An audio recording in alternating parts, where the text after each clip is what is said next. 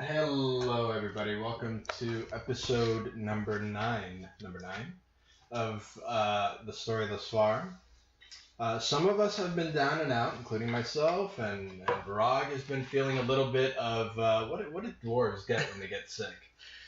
Well, to say the least, it's usually something really nasty, and it usually has to do with the flu. I would probably say because they eat so much and drink so much alcohol, they probably got a little type 2.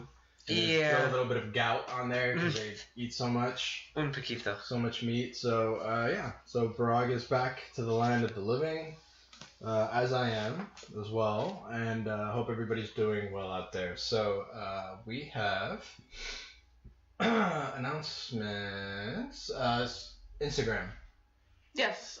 So for any of you guys that are just recently listening, we do have a Instagram up, and it is at _story thus far.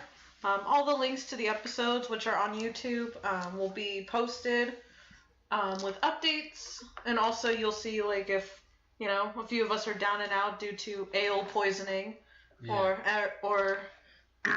just regular nasty stuff. Swamp flu. Swamp flu. Yeah, swamp flu is a real thing, guys. Poor Barag. So just follow us on Instagram if you guys are interested, and give us a heart or a like, and follow us there. Okay, cool. And Sean, I think we have an email? Yes, it's storythusfar@yahoo.com. Cool. All right, so I think that is it. So let's get into episode 9, yes? Yes. All right. The story thus far.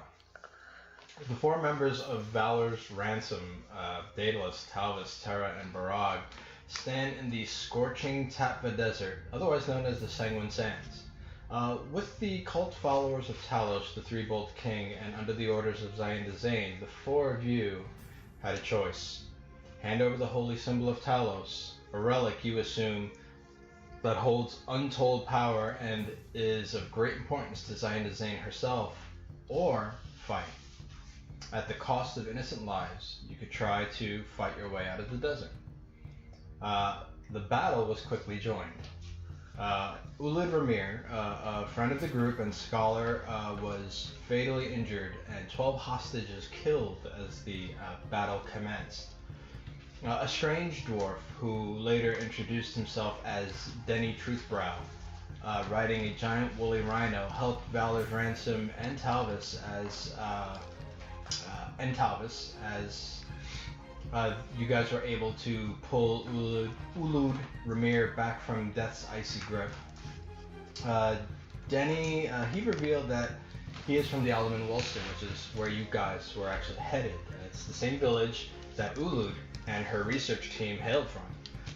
All of you headed west, a few days travel until you arrived at the swamp village of the Alderman Wilster.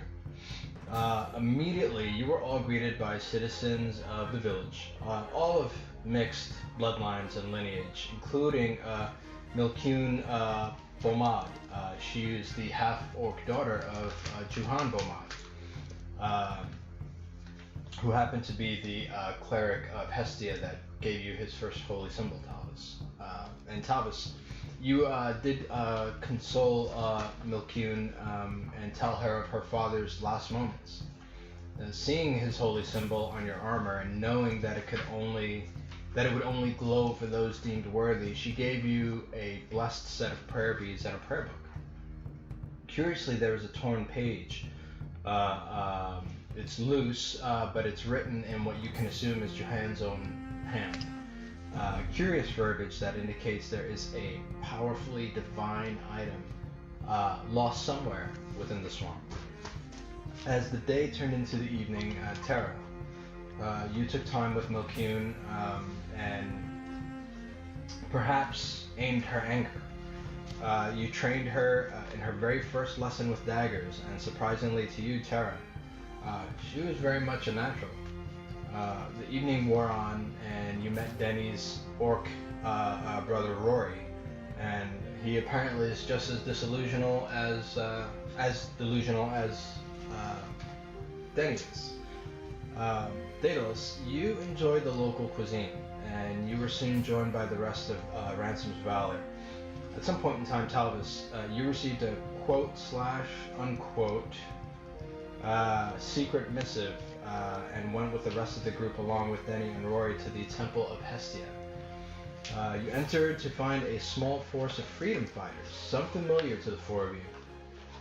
A man sat on a throne and greeted you, the mysterious leader of the Bright Rising Rebellion. However, Barag, to you, his greeting was particularly cold. It was in that instant, sharp-eyed Daedalus, you deduced that the leader of the Bright Rising Rebellion was indeed Gryu Phoenixhorn, the very prisoner you were to return to the Elven Kingdoms until Barag almost killed him, and Terra eventually released him. Having felt that a debt needed to be repaid for your kindness, Terra, Gryu revealed to you your family, which he himself rescued just minutes before Zyinda Zayne's decimation of the Terransby village. The Bright Rising Rebellion and their leader has finally been revealed. So, Terra, Daedalus, Barag, and Talvis, otherwise known as Valor's Ransom, what would you like to do? Are we in the temple still? Yeah, you're in the temple. Everybody's still there, I think. Yes. Catching up. Yeah, Ulud Ramir, she's the one in charge of the dig site in the Sanguine Sands, comes in to the temple after your family was reunited with you, and they have their arms like wrapped around you, not letting go, especially your father. And they actually they're very sheltered.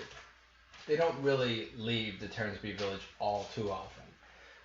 So your brothers are kind of very mystified by seeing all these, these humans and these half-orcs and these half-elves, like all of these different types of people in one place. Yeah. It's kind of almost like sensory overload or culture shock for them. So, but they are, and your parents are just like right on your side like glue.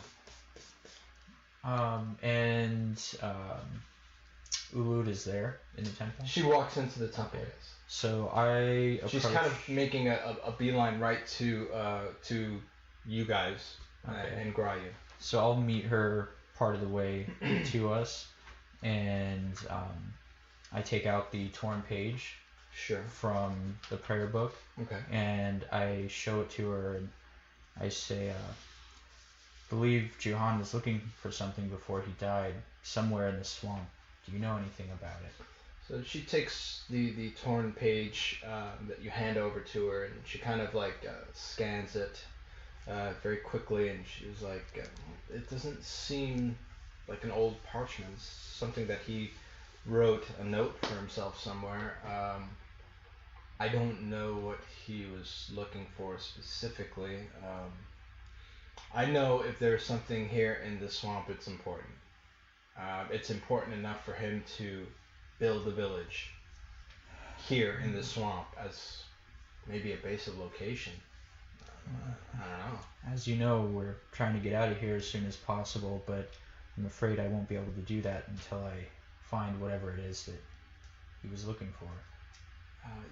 Yeah, to that end, I think I need to go back to the temple. I understand you guys cleared most of it. We cleared what we encountered. Sure. But we couldn't get very far in. I mean, the wealth of information, what we could learn from that temple and perhaps use against Zyinda Zayne could be invaluable. I am going to go, and you see kind of Gryu kind of looks over to her, and he's like, Professor Ramir, do you feel that that's wise?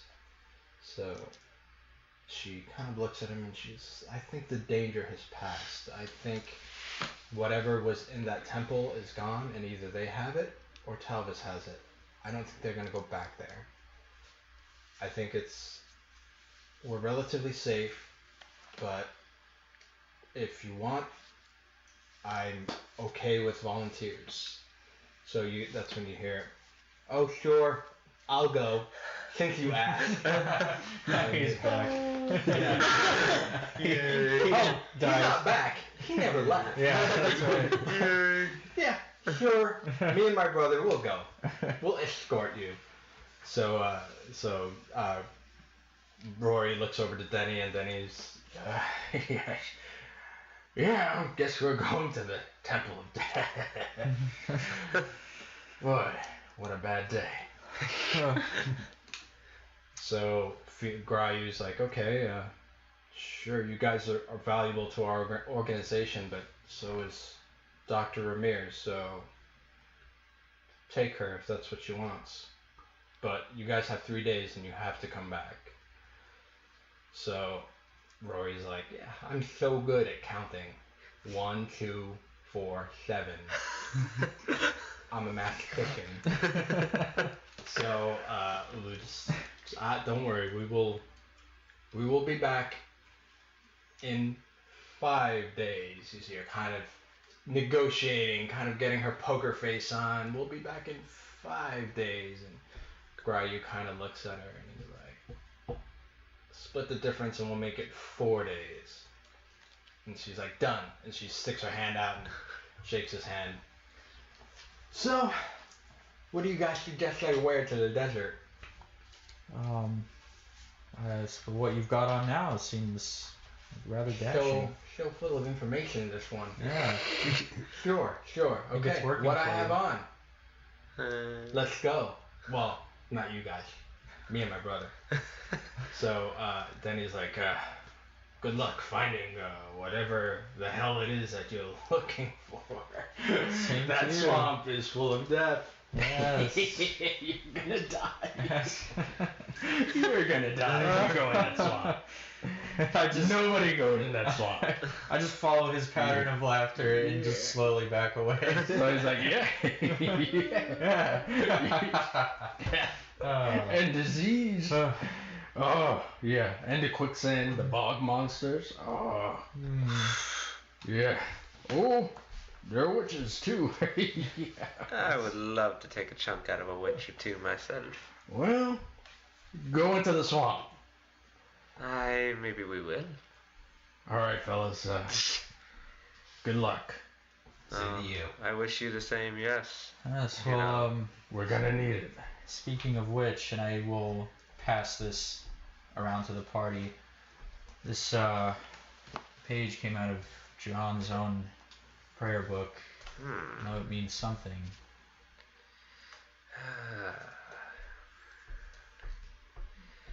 Oh, well, you better lead the way then, my friend. Because from what this note says, darkness lies ahead. Of that I have no doubt. I don't believe it will be easy. He spent quite a lot of time looking for whatever that is, and I have reason to believe that it was the purpose of founding this village in the first place. Well, I believe the reason why he founded this village is so these people can gain acceptance from cultures that kind of disavowed them, yes?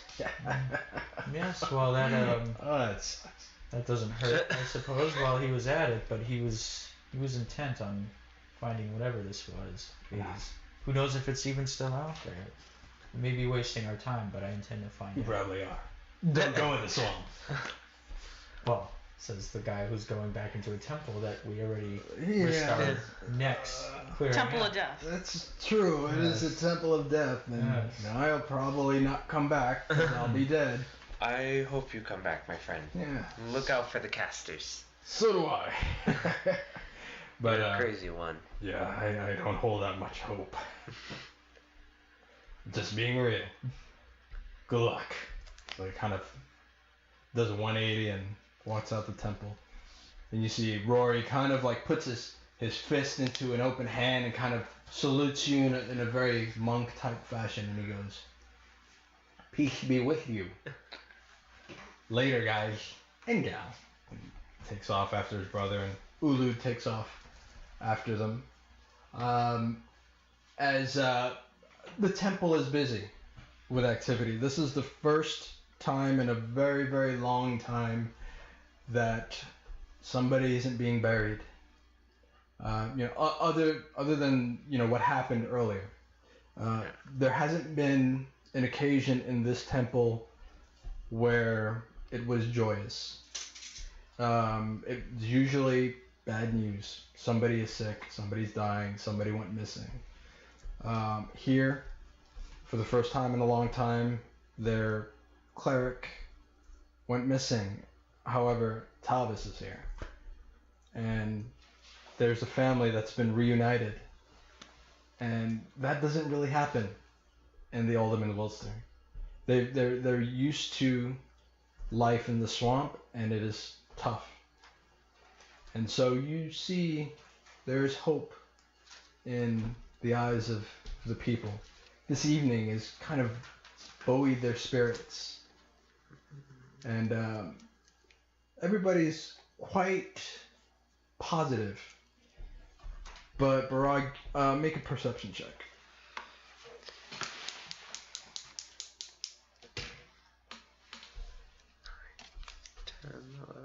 13. 13.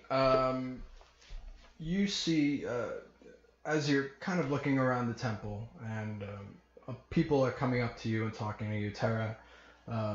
Obviously your family, especially your mother. She's like, "You're not going out in that swamp after what that man said. You are not going in that swamp." What a mother would say. Yeah. But you see, Ryu Phoenix Horn is kind of like walked to the background. Not disappeared, not stealthed, but he's kind of disappeared in plain sight.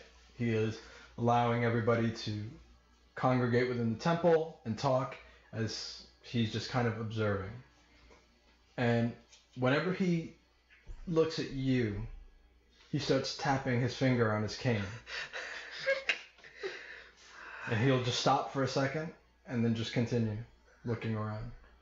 And then he'll come to you again and just start tapping his finger on his cane. I'm actually going to approach Gairu. Gairu? Yeah, Gairu. I'm going to approach him and I'm going to pull out a piece of gold. And, so you see, as you approach, you see two humans kind of block your path, your passage. And I'll look at him and be like, "Oh, you want to fuck with a dwarf then? Be my guest. But I just here to bestow a gift upon Gairu." I don't want your gift. Take it as Let's talk outside. sorry. Alright, let's take it outside then. So Do we notice this at all? He's not hiding it. I'm gonna see if I can follow behind them. Not, okay. I guess, kind of like in the back. Are you doing it? Are you trying to go stealth, or? Yeah, I'll go stealth. Okay, I need your roll for that.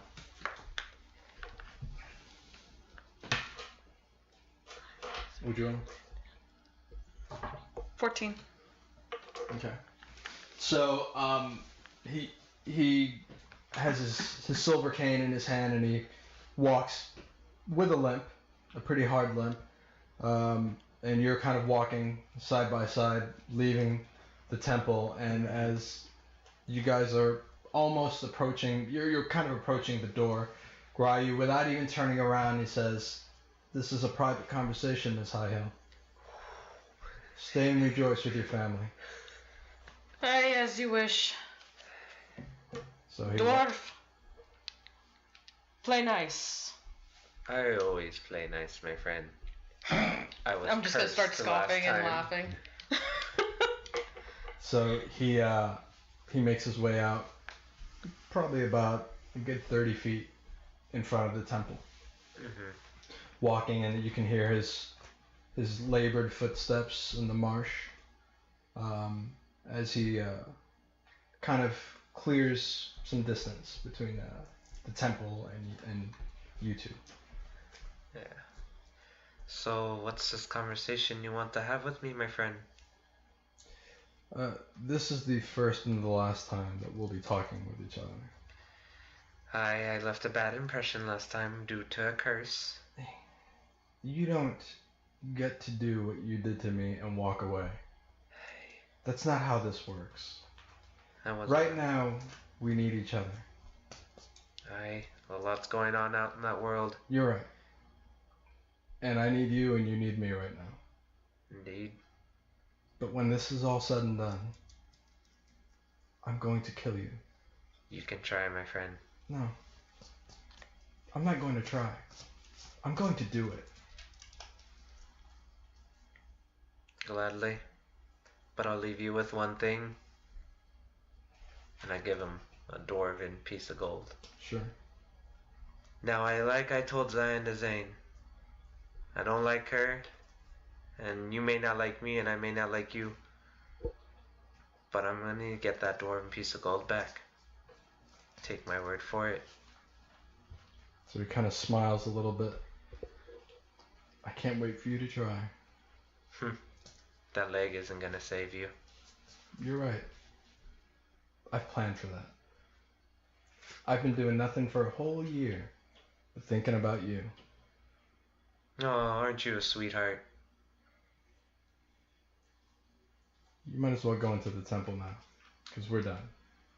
Fine. I'm gonna do what you need me to do. But your life is gonna end after all's said and done. I'm sorry about that. The DM was pretty bad and did not shut his ringer off. So, sorry. I totally, yes. That is on me. I do apologize. So, he heads back into the to the temple. And I will follow him. Okay. As you guys walk back in, and he's in front of you, you can tell like the tension, the anger between the both of you is palpable. You can taste it. Like you could taste his hate. Like you could almost see it dripping off of him. That's how much disdain that he holds for you. Yeah. And if he had his druthers, he would end it right now. But you also know that he's not dumb. He's a smart guy. And you don't get to do what he's done and survive as long as he has without being a smart person. So, you know it's a matter of time. Something's going to happen. It's just a matter of time. That's the impression that you get. Oh. Well, I just stroke my beard. Sure. And hold Chimere just right next to me, just at the ready. Sure. Yeah. And he continues to walk. I'm gonna go up to him. You're in the temple. Oh, is he in the temple yet or no? Oh, no. You see him approaching the temple. Okay. Yeah. So when he gets into the temple, I'm gonna kind of approach him. So he sees you and he smiles a little bit under his full beard now that he has. Miss Hi-Ho. Hey, how you doing? Been better? Been better. I'm in a swamp. Hey, not my kind of weather, huh? It never is. Not out here. There unusual things happen in these swamps. There's unusual things happening in the world. You're right. I need to talk to you for a little bit. Maybe update you on some things. Sure.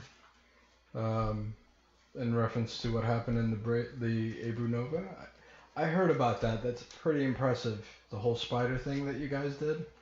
Aye, there's that, and people are talking about it still. I mean, you guys are pretty legendary. Aye, well, it's because I'm around. And I'm just gonna snicker and kind of like chuckle to myself. That's true. They'd probably be all dead by now if it weren't for you. Aye, probably. Well, yeah, I guess so. Well, as long as you haven't stabbed any of them, I think you're good. Yeah, I've totally not stabbed anybody on my party. So he kind of stops and he goes, "Oh my God, you stabbed somebody?" Let's talk outside. Let's. Was it Barag?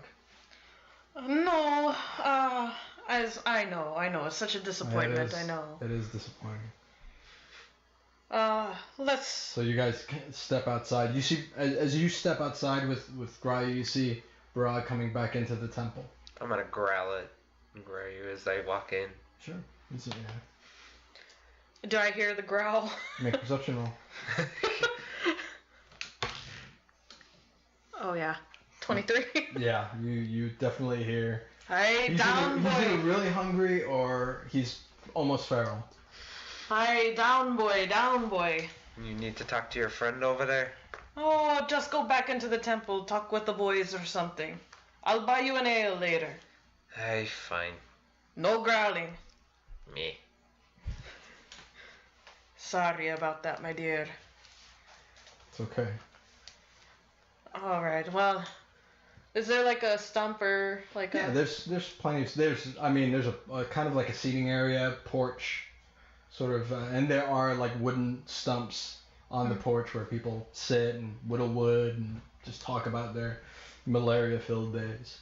I'm gonna kind of point to the seating area. Sure. So Why don't we take a seat? There's a lot I need to explain. Sure, yeah, I don't mind telling you I probably need to get off this bum leg, so that would be okay. So he takes a seat. Well, I guess the cat's out of the bag, so to speak, but I did, I guess you could say, stab somebody, quote. Well, you know, sometimes these things can be misconstrued or taken the wrong way. I'm sure you didn't mean to stab anybody. Oh, I meant to. Well, you know, they're still around. So, to your credit, you could have probably killed that person. So I would say they probably accidentally fell on your dagger a number of times. So he kind of just smiles when he says it. Let me ask you a question. Sure. You ever lose somebody? Miss Highhill. I've lost everybody. Hey, so you probably know exactly what I felt a few days ago. Sure. I blamed this, Zyinda Zayne and her cult, and I'm pretty sure you are aware. Rest assured, the blame is squarely on her shoulders. I know, but grief does a horrible thing to somebody, and we know that the cleric here. Talos? Yes. Yeah, he's looking at me like he wants to punch my ticket. Yeah, well, he looks like that at everybody.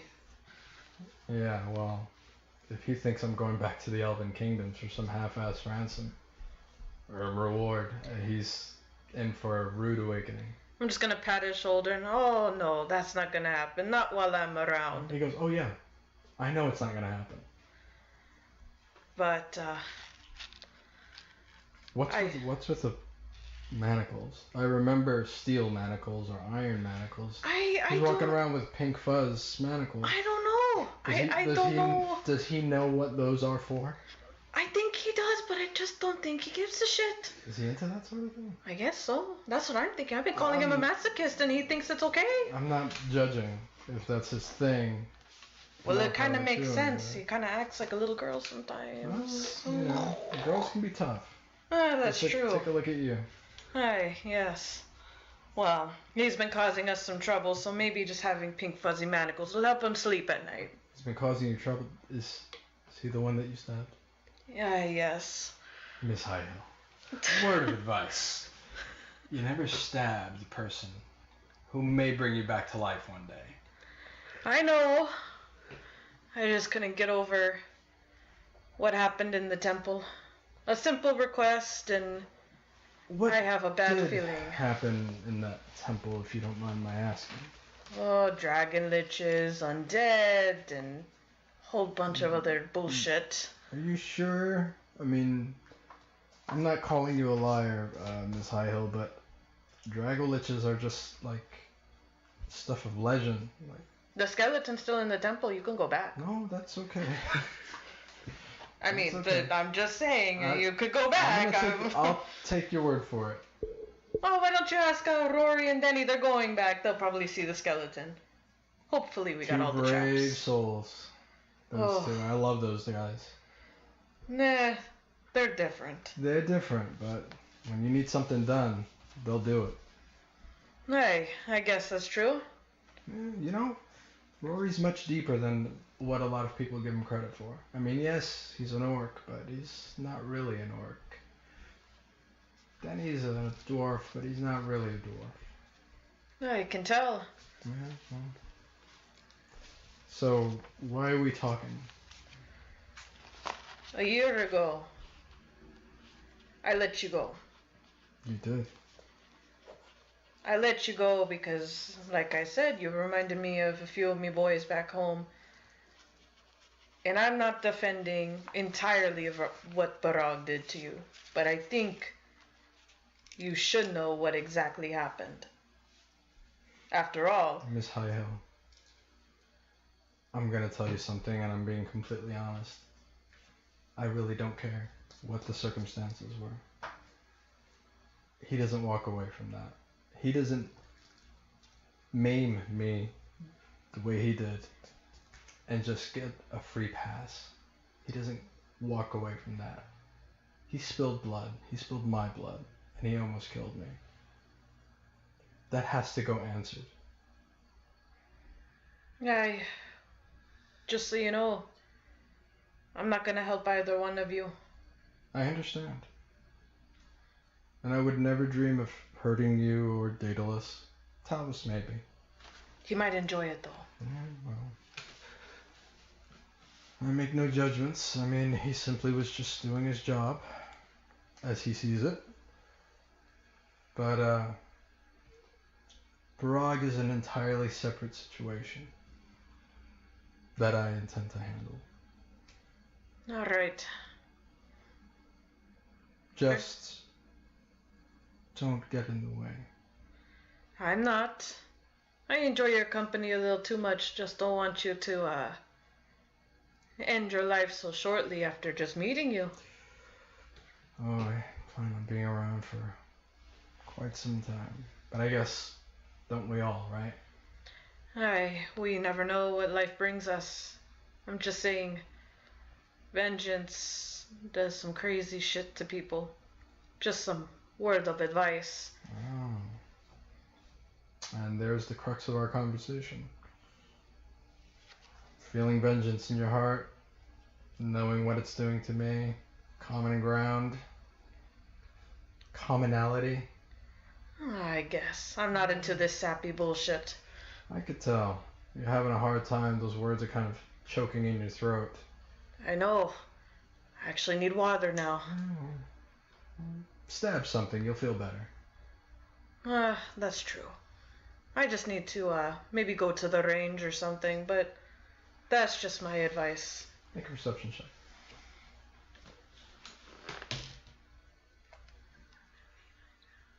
13.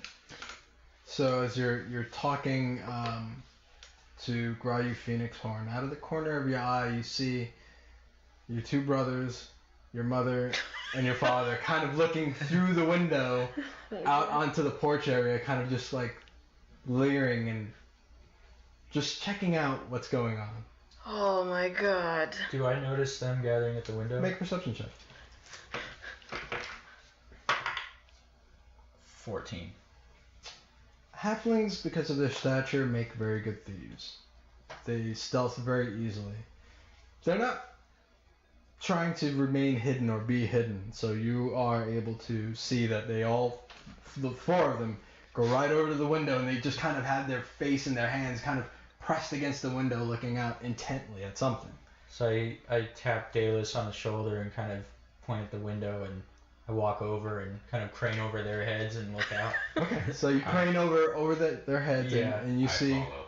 Sure. And you as well? Yeah, I look out. And I So- motion to Barag as well. Okay. And I just flip them off and walk the other direction. So, Barag is not in the way. Sure.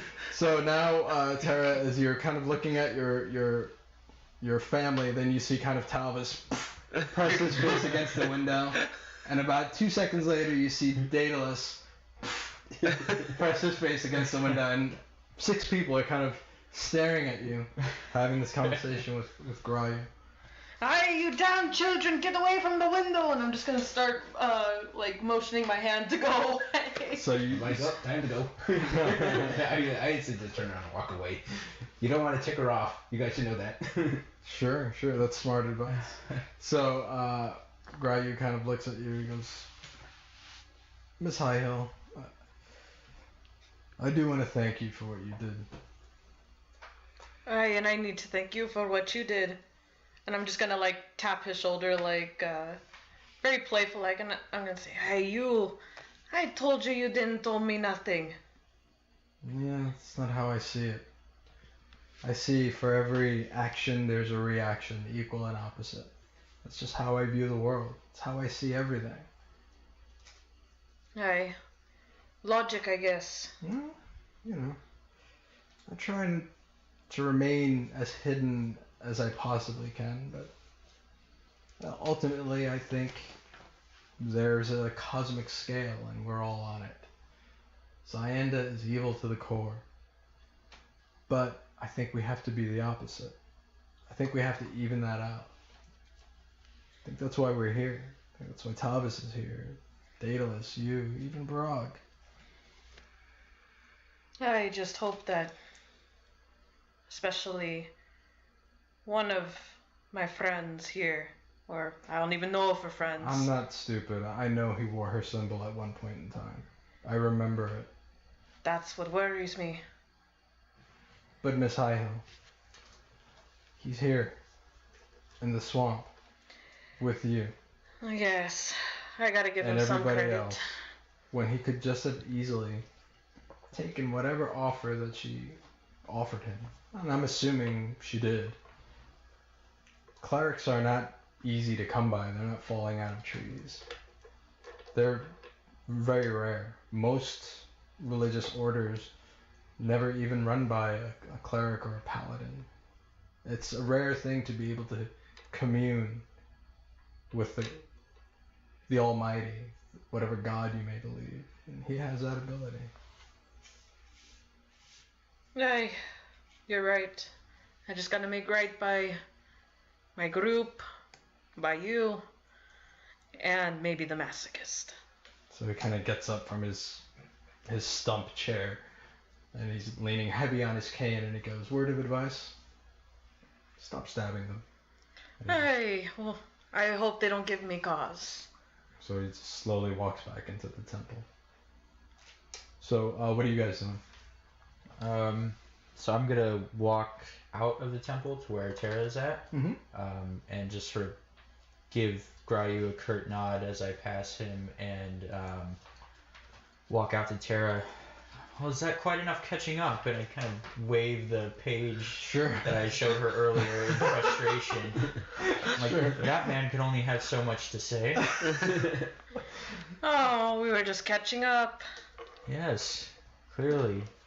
So You had an audience. as Phoenix Horn passes you and he goes, you hear him say, and he says, you think he says just loud enough and with intent, he says, endearing as always, Talvis. So, as he says that, I turn around and kind of walk up behind him slowly and just lean into his ear and say, if you make a wrong turn, I will strike you down just so that I can raise your flayed corpse and walk you off a cliff. So he kind of stops. He kind of looks at you. Are you going to do an intimidation check? Is this what you're doing? Sure. All right, let's do it. Make your roll. Oh, damn. That was almost a really, really good roll. 8. So, he kind of stops and he goes, Talvis, come back another day. Oh, well, I'll always be waiting. You can even bring Barag if you'd like. I think I will. I think you two make quite the pairing. Yeah, well. At this point, I'm gonna walk out. We'll see about that. So he goes, let me ask you a question. How, what is your relationship with Zayne anyway? I mean, I know you guys worship the same deity. However, Nothing more? What you know is what you will continue to know.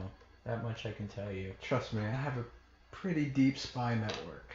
I know more than you think I know. Oh, yet you are here asking me questions. I just am trying to get a meter on your honesty. Yes, well, read what you've got. And I just walk away.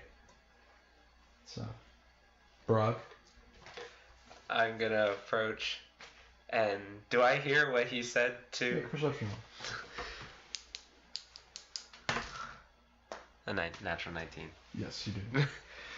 So as he says that, I'm just gonna be like, Talvis, you better invite me to that day, because that man right there, Chimera Rising, has his name on it. It'll be waiting. You want to try to kill me, but you have to go through Chimera Rising first. That won't be a problem. Neither will you. I intend on giving him the opportunity to work with us. I just don't trust that he will. Oh, this man doesn't wanna. He wants to work with us for the greater good. But at the end of the day, this man holds a grudge. I've tried to reason with him. I'm gonna, do I hear all this? Yeah, now you actually are getting a little bit of a crowd. I'm gonna, Around your try conversation. and, Unfriendly crowd. I'm gonna, You see a lot of... He's been here a while. You guys just walked in today. Yeah. I'm gonna try and pinch their ears to pull them down, like jump and try and pull them down. Who? Talvis and Barag. In a very motherly fashion. You see her trying. I mean, she's a halfling, so... I was gonna say, can I try and make an attack roll? Yeah, do it.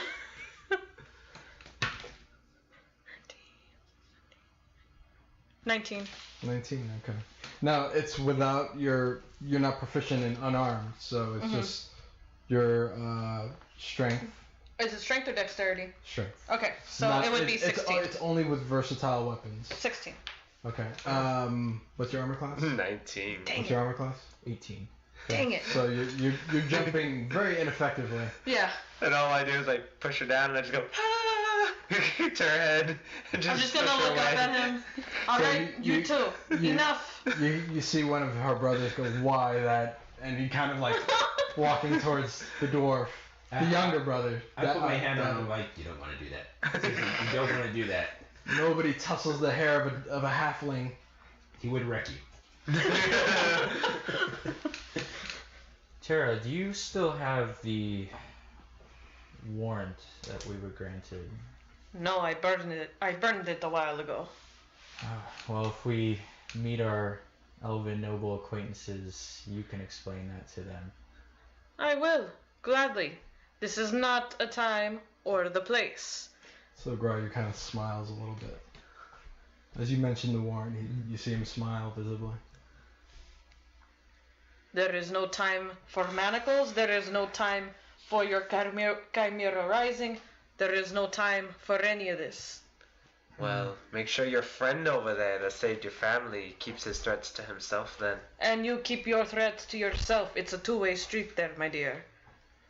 Ah, well, he'll still die at the end of the day. Go to the damn tavern and get yourself an ale. Ah. And an alligator steak. They're really good. So Yeah. you see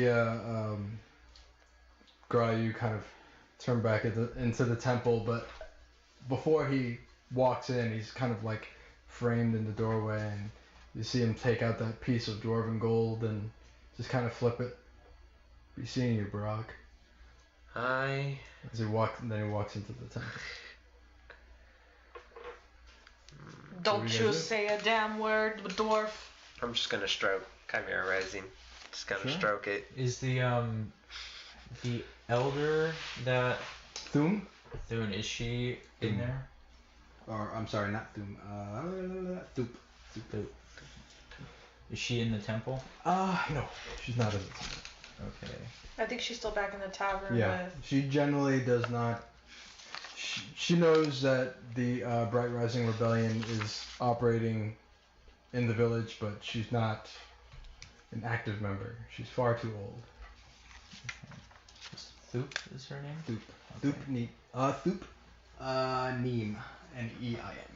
So, since I did have that conversation with her before we headed to the temple, that having been the last place I saw her, I'm gonna head out towards the tavern again. Sure. So, is he going by himself, or? I guess I'm gonna go get some alligator steak and an ale. You guys are pretty full of alligator steak. Well, this is They Worf were. we're talking about. You didn't eat any, huh? He didn't eat I it. did not have Sure, alligator sure, steak sure, this time. Our elf and our human cleric did. Yeah, they lick their plates pretty clean. I let them take the dive. Grease and all. Over the... Yeah. So you guys head into the tavern is now pretty empty. You see most people have either retired for the evening or headed to the temple after you guys left the tavern. But you do see the human bartender tending bar, Kasur, his name is. Kasur Radud. Kasur, like with an A or with the car? It is Khasur. Okay. And he's got that big, kind of old-timey handlebar mustache as he's behind what is considered a bar. It really is just a plank of wood atop of two meaty More stumps. planks of wood. Yeah. So, he looks at you. Adventurers, how can I help you? What do you guys call yourselves? A lot of mercenary troops come walking through here. Our little halfling came up with the name, but Valor's Ransom. Valor's Ransom. Interesting. We got a lot of mercenary groups come through here. But they don't stay for long. Well, we're here to stay, my friend. We're on a little bit of a rescue mission. Sure, what can I get you? Get me your best ale that you can provide, I hope. And some alligator steak. Well, my friend, you are full-blooded dwarf, I could see that.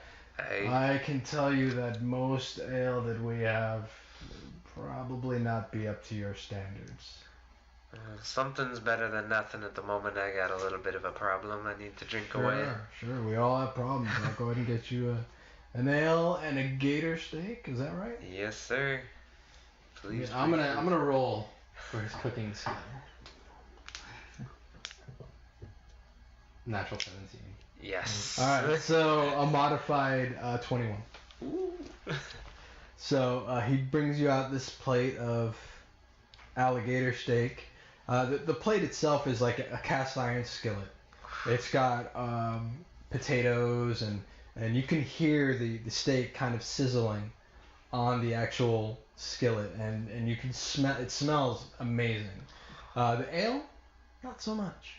It is very, very watered down. You can almost see completely through it, as if, yeah, it's really, really bad. The ale is bad, but the gator steak, it just melts in your mouth. Oh, yes. So he puts it on the bar, and you start chowing down. So, what are you guys here for? I mean, do I see Thoop anywhere in the tavern? she's in the tavern. Yeah, she's talking to a couple of the citizens. Milcune has gone back to her cottage, you assume. She's not in the tavern anymore. So I approached Thoop and I kind of placed the page from Juhan's book in front of her. Mm-hmm. I know Juhan was looking for something. Do you know anything of it? I think it's here in the swamp somewhere, but I don't intend on feeling my way around in the dark. He helped settle these lands. Not that they're very settled. Still very wild in these swamps. But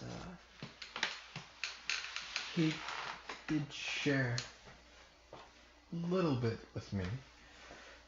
He was very secretive about what happened in the Order of Hestia. I think he foresaw most of what happened here. I know he foresaw Zyinda Zayne. And I do recall he mentioned something about the hearth of Hestia. He never explained what it was. He never told me what the hearth of Hestia was. I just know that it was important to him.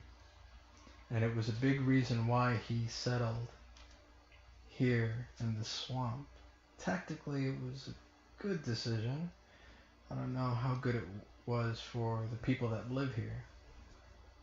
But, yeah. That's all I can recall him mentioning is the hearth of Hestia. He seemed convinced that it was here. Thank you for your time. I walk back over to the bar and sit down. No, I'm not proficient in history. Make a religion check. Oh, I am proficient in religion. You are. Okay.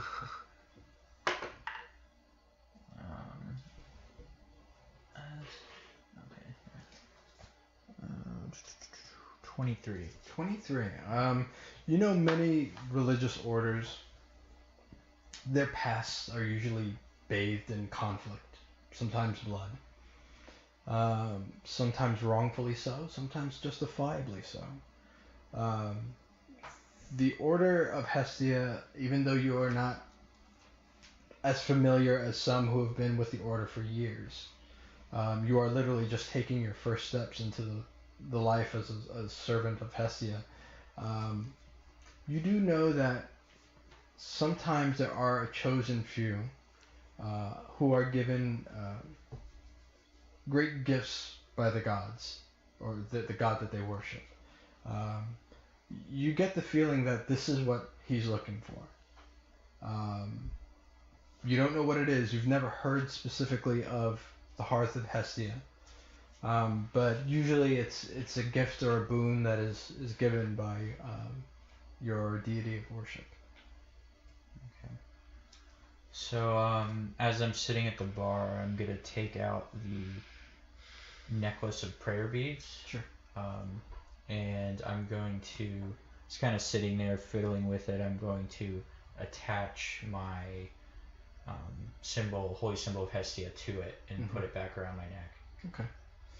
So it is like it was made for it. You hear kind of like the snap in place, and it lights up, and kind of like this divine energy kind of lights up around the prayer beads itself, with the actual beads that glow with enchantment kind of pulse.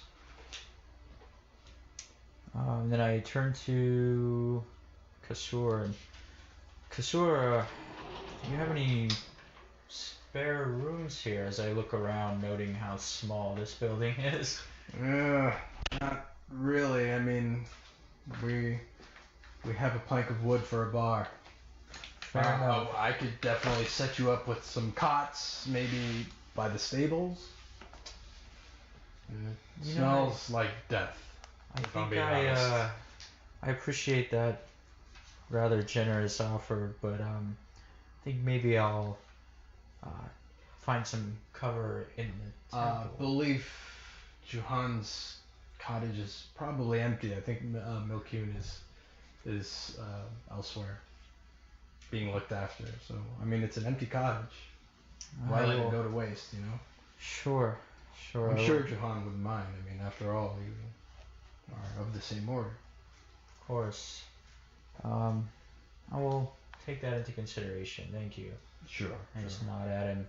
Barag, how's the alligator steak there? Oh man, Pretty great, right? great is just as proud He you knows what guys he's had. doing with that. He needs to come with us. So- He better not stay. I need. Who's at the tavern right now? I Who's having a conversation with Kasur? I am. And then Barag was there eating. And Barag is eating. I'm just picking out. Okay. Daedalus, Talvis, I need you to make a perception check. Barag, I need you to make a perception check with disadvantage because that gator steak is just so good. 12. 20. Woof. Oh, Oh, there it is. 4. 4, okay. Daedalus, you're the only one that really notices, but every once in a while, Kasur kind of like looks at you through the corner of his eye, and you just kind of see a single bead of sweat kind of slowly drop. I mean, it could be the humidity. You are in the damn swamp. But every time he comes to you, his eyes tend to fidget and his fingers kind of tap the plank of wood that is considered the bar, kind of incessantly, as if he's nervous for some reason. Something wrong? Are you okay? No, I've just never met a celebrity before.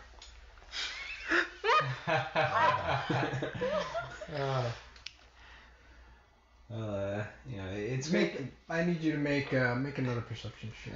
You know what? Make an insight check. It's a 7 plus. I don't think I have insight, do I? Everybody has insight. Well, you may not be proficient in it. Yeah, I don't have this. What's your insight bonus? Well, there's a 6 next to it. So you are proficient in it. Okay, so 13. Yeah. Okay. You think he's lying? Okay. What's really wrong? Just another hot, very uncomfortable night in the swamp. Are you really bad at lying? Like, don't know what you're talking about, Master Daedalus. Sorry. No, really, what's wrong? No. Nothing. Nothing's wrong. There's gotta be something wrong. You sweat every time you take a look at me. You fidget. We are in a swamp, and sweat happens. Yeah, but not every time you look at me. You know, like I said, celebrity. I get nervous around people of note. He's still lying, isn't he? Do I hear any of this at this point? Oh no, you didn't hear shit. Okay. Not with a 4? No, you didn't hear anything. Well, okay.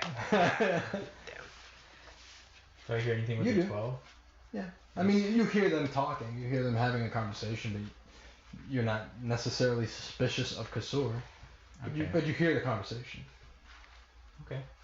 So I lean over to Talvis like, it's like this guy always fidgets and sweats every time he like looks at me. He claims it's because I'm a celebrity, but I don't think that's the truth. So I kind of look at Kasur and raise my eyebrow a little bit. You must know times are tough, and it's quite dangerous just to wander into a village as we have, and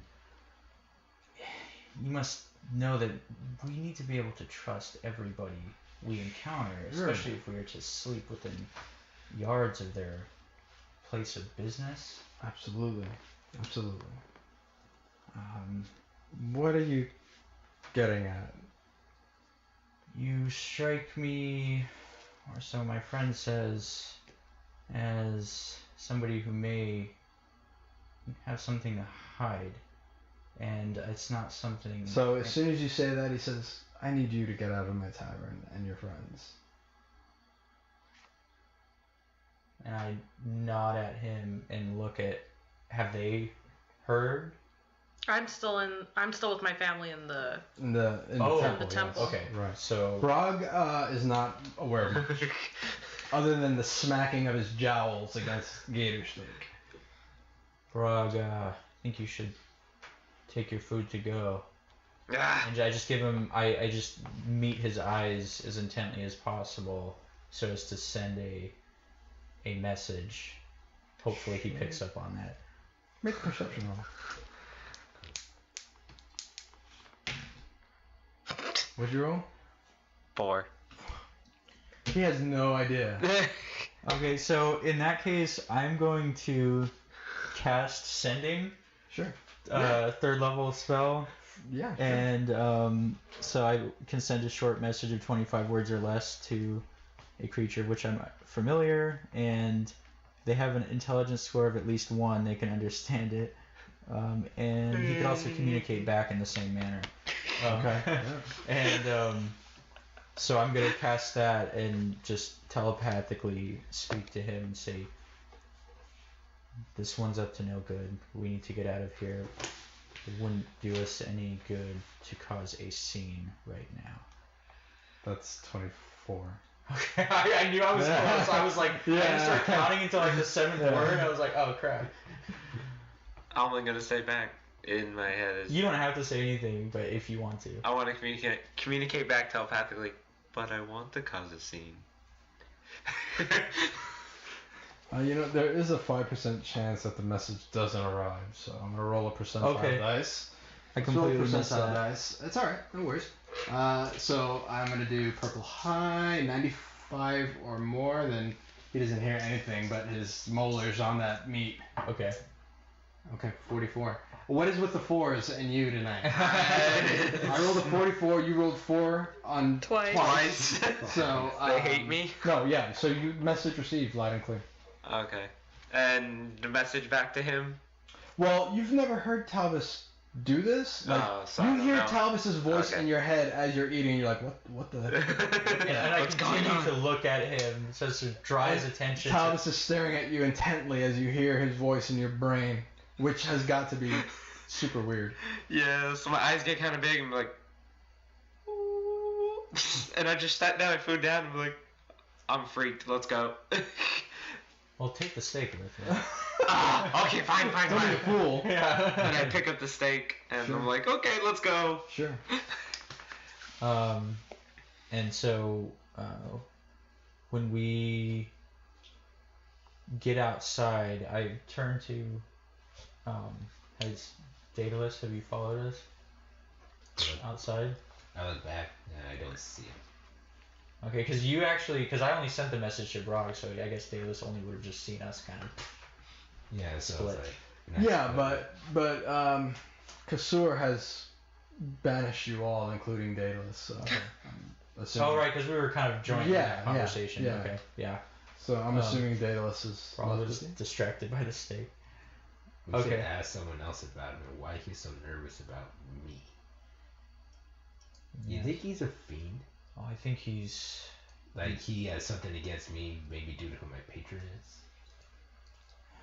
Could be many things, a great few of which are good, especially with Zyinda Zayne on our tail. It's not something I feel comfortable taking a risk in. I think we can't leave him to his own devices. We don't know what we'll wake up to. Someone hasn't heard the conversation. Well, you're not there. I know. Okay. So you're not there. So. We should go tell Terra.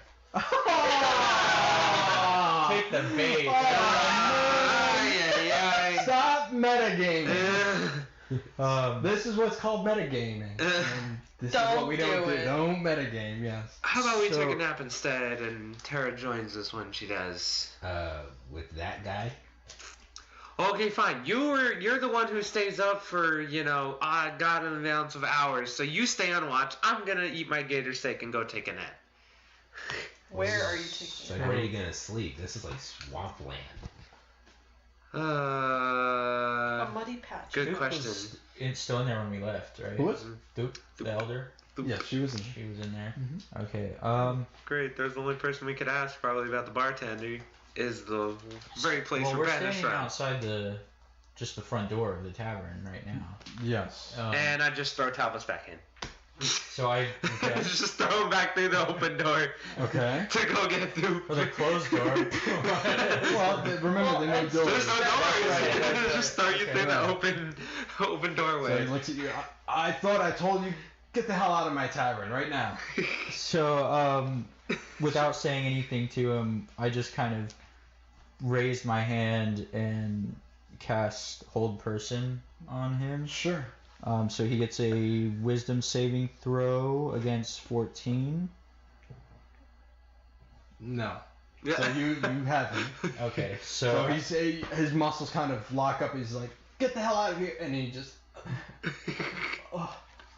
So I approach him, I walk behind the bar and behind him, and I take out my pink fuzzy manacles. So you see Thoop kind of get up from her table, and she's like, what are you doing? I just raise a hand to her. Give me a moment to explain. I need to do No. this first. You need to explain to us. And as she's talking, I clack the manacles on him. and I leave.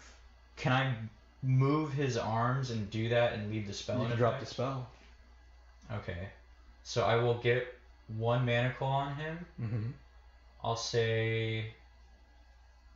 Yeah, so I'll get 1 manacle on him and then drop the spell and attempt to shift his arm and clack the other one. Sure. So go ahead and make a strength roll. It'll be contested.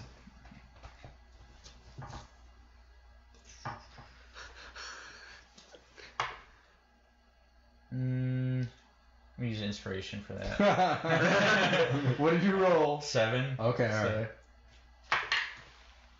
You gotta be kidding me. 8. Okay. So you clack the fuzzy manacle on one of his arms while he's still frozen and held in place with your hold person spell. As you drop the spell to try and force his arms behind his back to clap them both.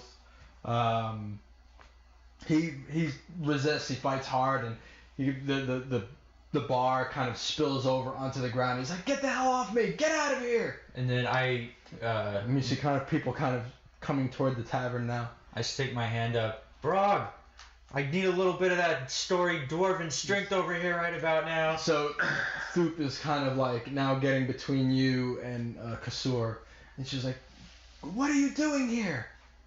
This man is up to no good. I know it. He's up to. I've known Kasur for years. I've known you for hours, minutes. You understand that in You my have position, to leave. we cannot You take have risks. to leave this tavern right now. And please apologize to Kasur. If I refuse to leave, Then you'll find no sanctuary here. you are the one that needs sanctuary. We come here in charity.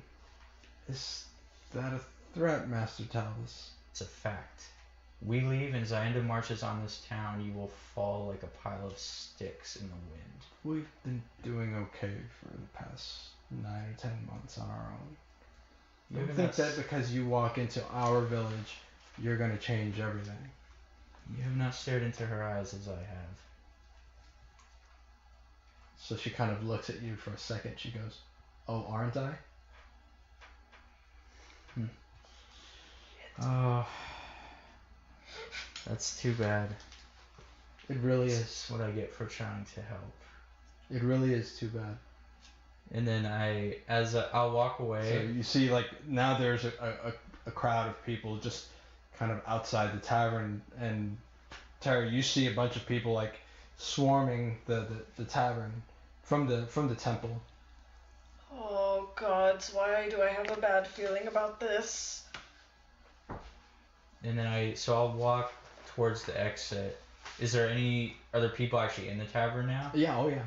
Okay, so out of my way, just kind of shove, not like forcibly, but kind of out of, shoulder people out of the way Sure. as I move, and turn to Barag and say, "This place is a waste of our time. It may be. They don't know who to trust, and it will be their downfall, whether we drag them to the Ashburn Moorings or not." I'm gonna turn to, since I'm still in the temple, I'm gonna turn to my folks and my brothers. I have a absolute horrible, gut-wrenching feeling that crowd is for the stupid human, the stupid elf, and the stupid dwarf. I've got to go handle this. So as you say that, you kind of hear the uneven walk of one Gryu Phoenix Horn kind of moseying up behind you, and kind of looks down at you and looks over at the tavern. He goes, "You know this shouldn't be surprising to you at this point, right? It shouldn't be, but it always is. They love picking fights. It's always just a matter of time before they do something like this." This is why I hate going into taverns. Go handle their mess. I guess I'd have to. By the way, I owe you an ale. Well, we'll wait till we're back over at the Ashburn Moorings, because the ale here is not so good. I've heard. So, I owe you a drink. Well met. I will collect on that drink. I'm gonna just look at my parents and my brothers. So your dad is like, go, and then your mother's like, you better not go over there. Mama. You better stay in this temple. Those boys are up to no good. Mama. One of them saved Papa. All right, make it quick. Go, but come right back.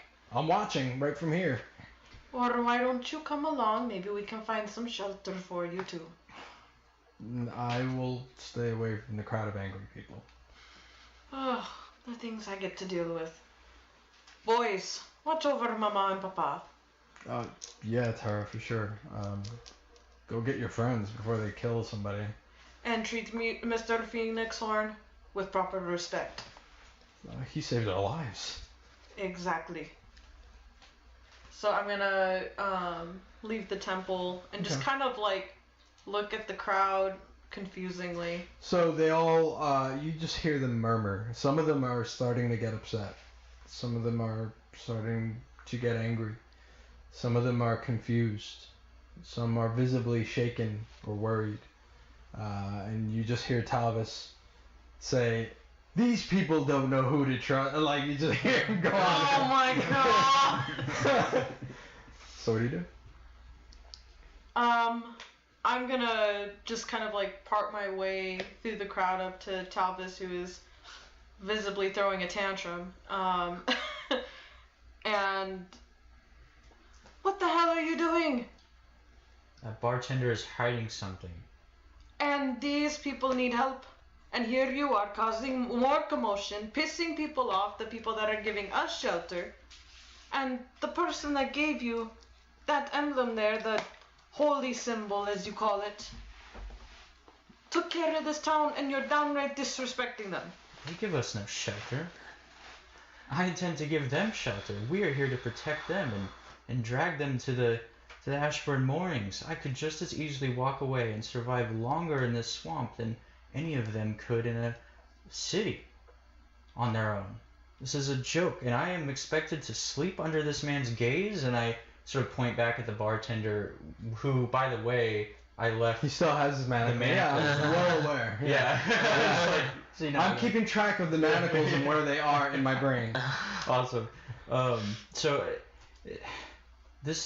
We are taking chances every moment we spend with these people.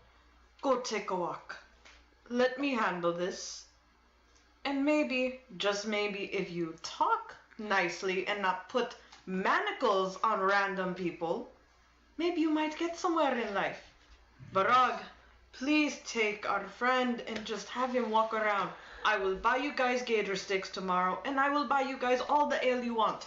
Just take a walk. I need a hot head right now, and I may be too, but it's time for us to leave this zone. And I'll grab Talvis and drag him away from the crowd.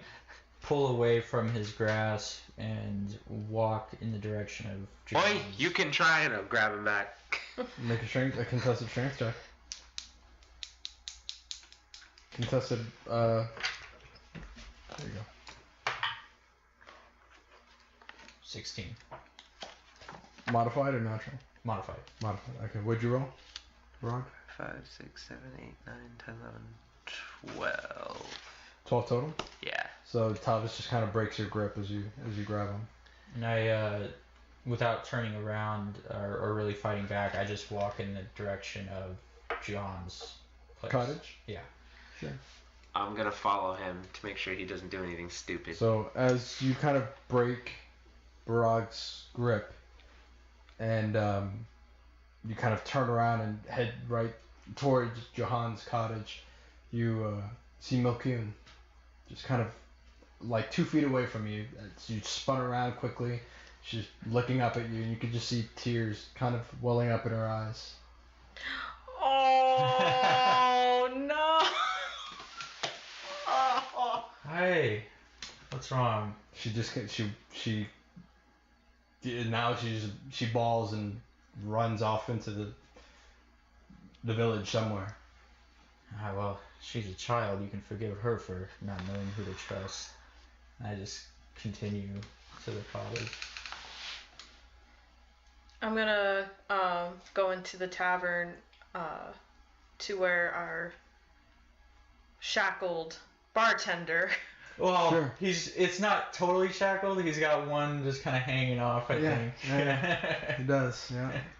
But remember, you took down the spell. I did, yeah. Yeah. So okay. So yeah, he's just there, and Thoop and a couple of the menfolk are trying to get the manacle off. Natural one. And they're like, look, Kasur, I can't get this thing off. I've never seen pink fuzzy manacles before. I've tried.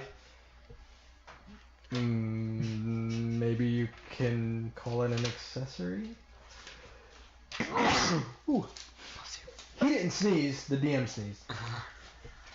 Alright, let me get a handle on those. So go ahead and make a lockpicking roll. Hee. That's your thing. He is right. Oh my Jesus. Okay, that's 28. So you take your lockpicking kit, you take a couple of tools out, and very quickly with nimble fingers, almost like without even looking at it, you just put it in there. You feel the pick go between a couple of the tumblers. You twist it just at the right moment, and they open.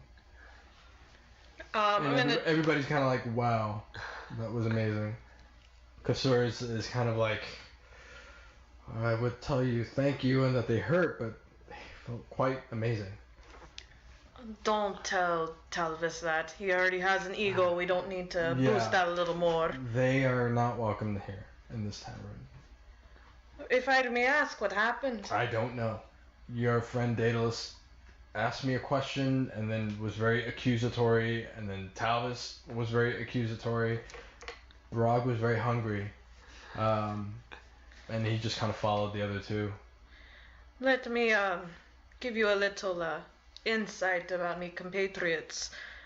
Daedalus, bright young man and all, but when he notices something, he notices something. I'm not accusing you of anything, but just keep that in mind. Talvis will follow Daedalus because Daedalus keeps quiet, keeps to himself. Well, miss, if I'm being honest, it was pretty amazing to have somebody of note within this dumpy little tavern. Maybe I was a little shell-shocked. Maybe I was... I don't know. I've never gotten that way with somebody, of celebrity status. I don't get starstruck very often. Maybe I was starstruck, and maybe he took it as something else. I don't know, but they accused me of whatever it is that they accused me of. I don't know what it is, and they assaulted me, and he put a spell on me of some sort, and I couldn't move my body at all. I felt completely violated, if I'm being honest. Well, when you travel with this group enough, I think you can tell who's the one who has to kind of calm things down around here. Well, I'm glad that they have somebody with a very cool head in their group. I was around with a bunch of crazy, drunken men 24/7 on a boat. Pirates are definitely not like these lot, but pretty freaking close. So Thoop says, all right, people, break it up. There's nothing to see here. So she just kind of like brushes the sweat off her brow and sits down at the table. I'm just gonna kind of like bow to her curtly and I do apologize on my compatriots' behalf. Yeah, about your friend Talvis. There's something in his eyes I just don't trust. I've had that problem myself. Well, he kind of made a less than veiled threat. He does that a lot. Yeah, well, I guess I've just been brought up in the old way. You are living under somebody else's roof. You live under their rules. You do. I was raised the same way. You can ask my parents. They're actually here. Mm-hmm. But I must tell you, Talvis has been through a lot. I'm not defending his actions by any means. Miss Highhill, we've all been through a lot here. I bet you have. Everybody has their own story. And like I said, I am making no excuses for him. I just want you to know he does have somewhat, I guess, of a heart in there. And Juhan must have picked him for something, no? Perhaps. I only knew Johan. Unfortunately, I didn't know him as much as I would have liked. He was a fascinating man. Yes, well, from meeting him for the short amount of time I did, I can tell. And I can tell he cared about this village. I will make sure me boys are on their best behavior, and to apologize to you and to your compatriot. I don't want an apology. He didn't slight me. I think everybody just needs to just take an evening, get some rest, and allow cooler heads to prevail, and come at this with a brand new perspective in the morning. Everybody on all sides did something wrong. Let's just get some rest, and we'll talk about it in the morning. Hey, that sounds like a fine idea. Okay, Miss Highhill, you have a good evening. If you don't have a place to sleep, we have plenty of cots. We've got some nets you can set up around yourself, because these mosquitoes are the size of your hand. Let me ask you, where's the little one? Mokun? Hey, wasn't she with you? She was in my cottage. I put her to bed. She must have heard the commotion. It's not a very big village. Do you know where she might be? No, I've been in the tavern. Hey, well, thank you for your time. I'm gonna turn to the bartender. What is he still like in shock or like Kasur? still, yeah? Yeah, you could see that his shock has kind of given way to anger. Okay. And he's kind of like rabble-rousing the crowd, He's like, they come in here into our home, into my business, and they put hands on me, and like some evil wizard magician guy puts a spell on me like that? How dare he? How dare he? And you see people kind of like, you know what? Yeah, that's not right. And you see now he's kind of like firing up the crowd, and the crowd is starting to kind of feed into what he's saying.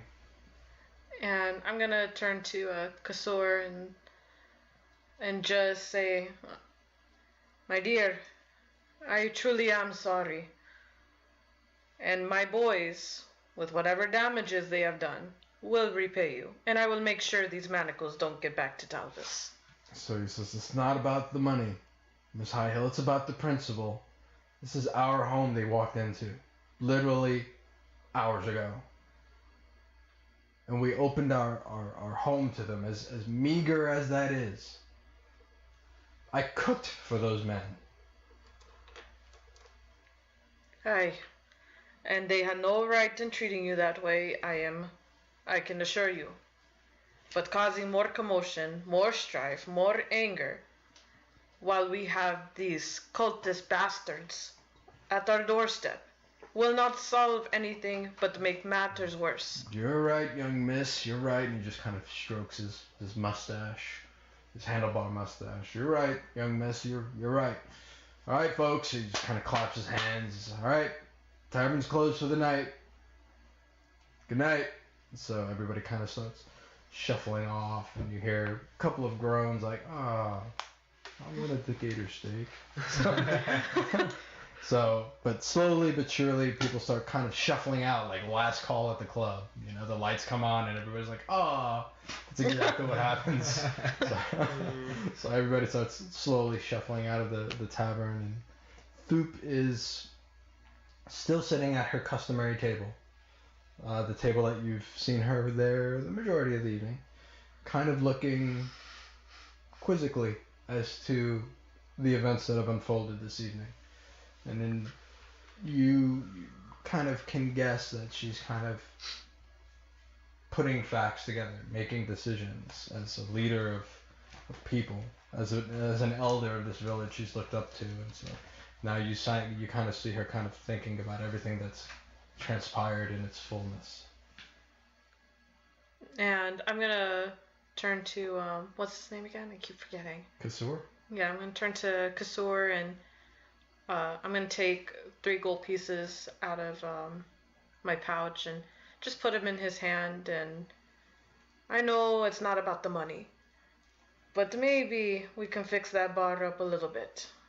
Yeah, well, in the swamp, gold isn't good for much, but to put under an uneven stool, you know? Well, it's something to hold on to at least, and maybe if we can get you folks out of here, maybe that might come in handy for you. It's not dwarven gold, is it? Because I hear that's pretty much a death mark. No. Oh, only the dwarf carries that. Okay. So he just pockets the gold. Thank you, Miss Highhill. It's reassuring to see at least one of you has some common sense. Well, I guess you can say I was raised properly. If you see my mother, you'll know. That woman can throw a shoe faster than I can throw a dagger. I'll take your word for it. I'd rather not see it, though. Oh, me neither. You have a good night? You too, Miss Highhill. Miss Stoop, you as well. She kind of shakes her head as she's slowly, taking a sip of her water. I'm gonna start looking for the girl. Sure. Make an investigation roll. Are you looking by yourself, or? Yes, because I think they already left to. Sure. 11. 11. You look over by Juhan's house. You don't see her there. Make a perception check. 16. Okay. As you go to the home hoping to find her there, but what you do find is it looks like some of her, albeit meager possessions, a little bit that she had, including that rusty old sword, don't seem to be in the hut anymore. I'm gonna kind of like look around and just say Milkun and just yell. Call for her? Call for her. Okay, so you spend the next 5-10 minutes. Fellas, make a perception roll. 18. Yes. Natural 20? Or natural 1? 4 again? Holy cow! And a different D20 this time as Oh well. my goodness. 14. 14? Okay. So the two of you hear, you two hear it. Barag, you not so much. But against the backdrop of crickets and owls and wolves and coyotes kind of howling in the distance, you hear Terra off in the distance, around the direction of Juhan's cottage, calling for Milkun. And she's outside of The last time that you saw Milkun or Terra? Terra. You just hear her yelling for Milkun. You're assuming somewhere outside. And we're inside the cottage at the moment, or did we make it that far? No. No. Okay, so we're just somewhere else Yeah. in that vicinity. Mhm. Okay. So I'll move in the direction of her voice. Sure. See if I can find her. Sure. And you easily enough are able to find her. Okay. So, Terra, about 10 minutes or so goes by, but you don't get a response. So I'm approaching her at this point. Sure. Okay. What's I would venture to say the three of you. All three of you are. I was together, following I know him to Barag make sure is he with wasn't me. being dumb, so I'm following Talvis Sure. all the way to the hut. Right? Okay. And I'm just kind of lurking in the village. Okay. Are you with Talvis and Barag? No, I did not follow them. Okay. But you did with that roll. You did hear. Yeah, I did hear her. Okay. Yeah. I'm still somewhere in the vicinity, so I probably still hear her though. Yeah. So, Well, after about 10 minutes or so. yeah. It stops, and stops. so they're Sure. coming to me now that I've stopped. calling. I walked in her direction too Okay. from where I Alright. was. So you see Talvis and Barag kind of walking up onto Terra's location as well. So what do you do? What the bloody hell were you thinking? I was thinking of... Of your ego. That's exactly what you were thinking. Don't say anymore. What were you doing? Communing with our enemies and soothing them. Enemies. You are making enemies. I don't know what the hell happened, and quite frankly, I don't care. Right now, we've got the child missing. The child, and I'm going to point to the holy symbol, that her father that trusted you with that there, she's gone now. I cannot find her. We gamble her life every moment we don't figure out what that bartender is up to. Oh my gosh. We need... I don't care about the bartender. I don't care about... Really? And what the hell are you doing? You two little bickering children need to quit your shit now. Like she said, the kid is missing. You stop worrying about the bartender. You're just being a stupid hothead right now. I'm not one of your soldiers, Dwarf. You're just stupid, I know. My soldiers aren't stupid. You are. Oh, too bad they're not So here. quit your bickering. I lost them, that's why. End of story. Blah, blah, blah. Who gives a fuck? Done. We worry about bartender later. We deal with this missing kid first. Her death would be on your hands, I presume. No. Oh, Perhaps you're the she one gained- who started the fight. End of story. Let's go. Perhaps she gained the confidence to venture out on her own after having been taught how to kill by our own pirate. She was not taught how to kill. Defense is very different. And would you rather her have... What do you think she'll do with that sword? I didn't teach her Give the way of the somebody sword. A back rub with it. How about we go find out? We need to find her before something happens to her. I suggest you to figure that out on your own. And I walk into the cottage. Sure. Arrogant prick. Loser. Whatever. Let's go, Terra. We need to find this kid before trouble arises. I join him. Okay. I'm gonna go by where we were throwing the daggers before, which I think is in the back of the tavern, right? Yes, it is. No, the stables. The stables? Okay. I'm gonna head over there and So- see if she's there. Yeah, you see Rory, kind of, he's there tending to a very large, one of the biggest animals you've ever seen, a large woolly mammoth. You see Denny is tending to a Struunia, his woolly rhino, and they're both just kind of chit-chatting amongst themselves about the trip back to the desert. And they're like, yeah, they really don't like the desert sand with all this hair, you know. So, yeah. Boys, have you seen a little girl running around here, Milkoon?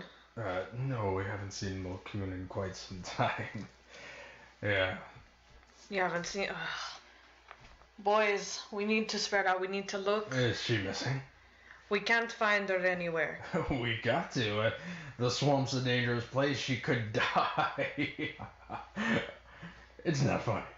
Yes, I can tell. Yeah, I get that. All right. So, Roy, let's go. So, Roy's like, yeah, let's go. Let's totally go. I'm following your lead as huge. So, Can we do an investigation roll with help?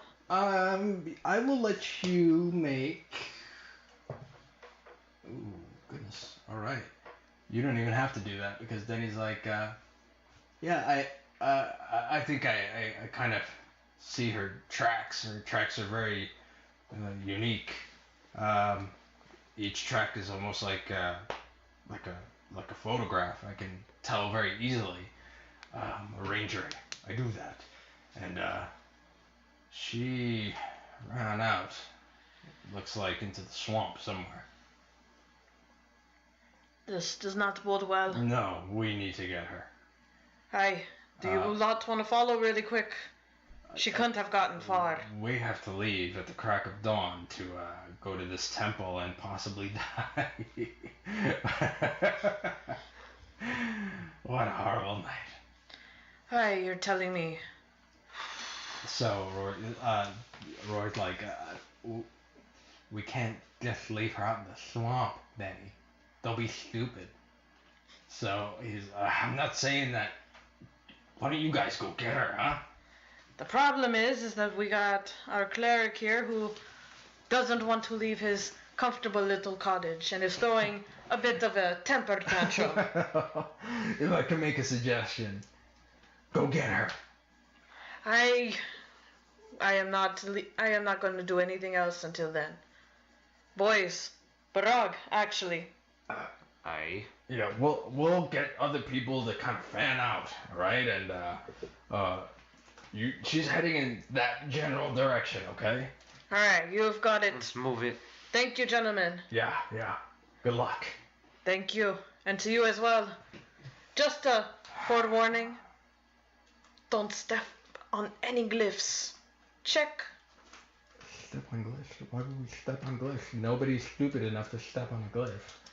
The cleric is pretty stupid. Oh, I got it. He's the slow one in the group. Yeah, There's always one in every group, Danny. There's always a slow one. he's slow and he's got tantrums. Like that of a wee child. I get tremors all the time when I'm sleeping, usually. Like in my legs. My legs, when I try to lie down, I can't stop moving them for some reason. I don't know why. But ever since I hit my head, you know. Ah, I see. You get those too? The tantrums at night with your legs? Oh no, that's Talvis. And he, not just that, he gets temper tantrums. He's moody. I hate to interrupt, but we got the girl to find. Go get her. Yeah, Come on. seriously, guys. I'd love to stay and chit chat all night, my Barag, friend. Aye. go run. Drag Talvis if you have to. Forget Talvis. I'm not wasting my time with him. Daedalus, get on Broomy. Search from the sky. So, Daedalus, you know, just kind of looking at the swamp, the canopy is thick. Yeah, I'm not gonna be seeing You're not going to be able to get so high up until you start hitting canopy and have to kind of break above the canopy. And then you know that you're not going to be able to see through the canopy down into the swamps. So, especially at night, it's pretty dark. Yeah, it's like, even though I can't. You do have night vision, though, I right? do, but night vision, not X-ray vision. Right, exactly. So, Aye, fine. Just Let's scout ahead. fan out. Is there any like sticks around or something? Plenty of sticks. It's Okay, swamp. so I grab a stick and I cast light on it and I toss it over to Terra. Here, you're gonna need this. I'm gonna catch it and kind of like put it alongside my pack, so that then I at least have light right next to me. Sure. Well, we need Talvis. As much as he is an arrogant asshole, he's a necessary arrogant asshole. So you want me to go and get him? Yes, but make it quick. Fine. So I run back to the cottage real quick and I shake Talvis. Talvis, wake up, my friend. I'm not sleeping. Well, you look like you're sleeping. I'm sorry. That was the intent, but I haven't actually done it yet. Well, good, because we need you. And please, I'm gonna defend you to the end, and I'll defend everybody to the end. I'm loyal, but I need your help now. As much as we all disagree, we're all in this together, and if you don't want to come, we might lose her. And we might lose the village with it. With her. So that's not another order, soldier. No, Is it? it's not an order. Just, I need your help. You were destined to save this village. He saw it in you, Johan. He saw it in you. So let's save this village, but it starts with that little girl. You know, you mentioned sleep before. It's sounding kind of good right now. I think I may... Don't make me give you a dwarven piece of gold. Get your ass up. I think I need to recharge a little bit. How about you recharge after we find the little girl? You really want to lose this village. Oh, the village is losing itself. The girl is another matter. It starts and ends with her. I'm telling you. You want to save That's so this true. village, you will want to find out what's going on here. We have to save the little girl. I don't know that we'll be doing her much good wandering around in the dark right now. I think Well, if she's in trouble, she's smart. She'll hamper down until daylight when we can actually see what we're doing. no, that's what we have you for. And Daedalus. And I have night vision, so deal with it. Let's go. I notice that attitude again, and I just lay down and pull my blanket over me. And I rip the blanket off, and I pick him up and stand him on his feet. Contested strength check, it sounds like. Yes. I'll use an inspiration for that Oh, one. You know How why? many do you have left? One after this. I have Okay, three. alright. You know why? Because it was a 4. And I was like, Another 4? I'm not going down that road. Yeah. 19. 19. Oh, what'd you roll? Inspiration. That. Don't roll Battle there. of the egos. Heck, if you want, roll in there. Natural 19. Nice. So he picks your ass up, and he grabs you so hard, like you could feel like his fingers pressing against your wrist and your arm as he kind of pulls you out. Okay, so actually I was And as I stand him up, I'm gonna try to intimidate him into coming with us. Okay. I think you have with your maul, right? The dragon eyes or something like that? No. I wish. Oh no, your helmet. Yeah. You do have advantage on intimidation. On I do get intimidation. advantage. Okay, Now, that's what it was. realize That's what it was when it comes to player characters, it will only really. It's not going to make him go with you, but it will. He will be very aware that you're kind of puffing your chest at him. He'll Good. be very, very aware of it. So go ahead and make a roll. 15, 16, 17, 18, 19. Now, you have advantage, so you get to roll twice. It's Take the higher of the 23. two. 23 is pretty serious. And that would be 25 now. 25. Okay. Yeah. So, you see him with his helmet and his red eyes glowing, and you know that he means business. always admired your intensity, Barag. I hate to do this to you, but you're not listening. You would have been very useful to me in the old days. And what I'd like to do right now is It's an inspiration. I like that. I'm saying that. Okay. What I'd like to do is kind of move, not forcibly, but kind of shift around him Okay. where he's standing, and just look around where I'm at and see if I can see any. Because I haven't really looked around the cottage yet, Right. so I just like to look around the cottage and see if I notice anything out of place or.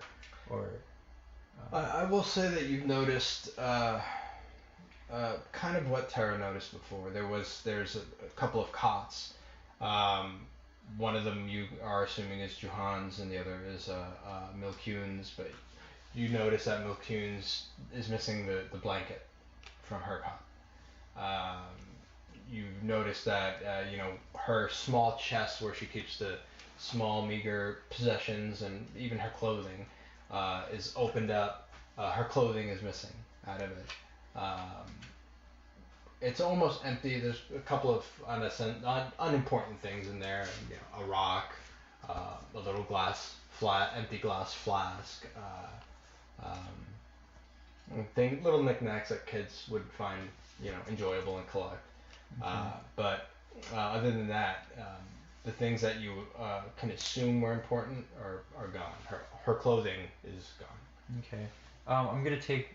I'm just gonna pick one of the knickknacks I see in there and just grab it and tuck it in my bag, and that's pretty much what I see. Yeah. Okay. Mhm. So I tuck that in my bag and I turn around to Brog. Let's go then, and just walk out the door. Okay. I'm gonna say to him as we walk out the door, I'm glad you came to your senses in whatever way. But just remember, Johann, he trusted you with that holy symbol and to take care of this village. And I believe very strongly that I am doing him justice. My decisions are my own. Whatever you may believe, my friend. And I walk towards where Terra and Daedalus are. Sure. Okay. So the four of you convene right at the edge of the swamp, where the lanterns that kind of dot the edge of the village kind of are. Just 20 feet beyond that is, for you, Terra, extremely dark, and you as well, Talvis. You guys not so much. You guys can, you've got night vision. You can see a little further out. Everything kind of looks gray, like grayscale almost. So you can see a little further out. But it's a thick swamp. Well, where to? You guys dragged me here, kicking and screaming more or less. Lead the way. Are Rory and Denny still there? Or No. okay. No, they kind of pointed you in the direction her tracks were leading. Okay. Is anybody in the vicinity? There's general commotion, but activity. You see people with rudimentary maps that are kind of hand drawn, kind of laying out sections of swamp that they're going to kind of check together. Okay. Yeah. Alright, so I was gonna say let's head out then. They pointed us in this direction, Talvis. This is where we begin. We need to find her. Just kind of shrug and follow after him. Sure.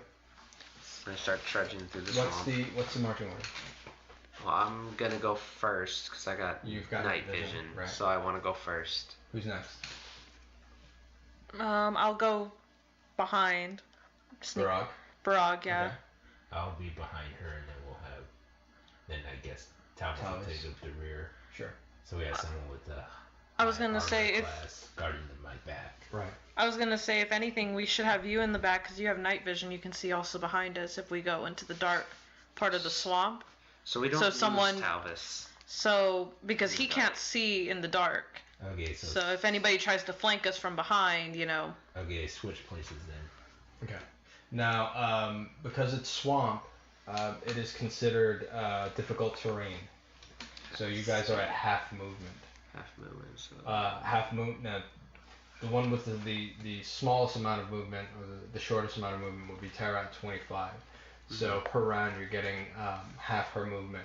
You're getting about 12 and a half per round per 6 seconds. All right. So, but you guys are trudging through the swamp. The water, you can smell the rot of vegetation that has kind of settled on the bottom of the bog that is the swamp. Mm-hmm. The bog at times comes knee deep, and you have sometimes you have to just stop. And I'm gonna make who's first? Barag, make a perception roll.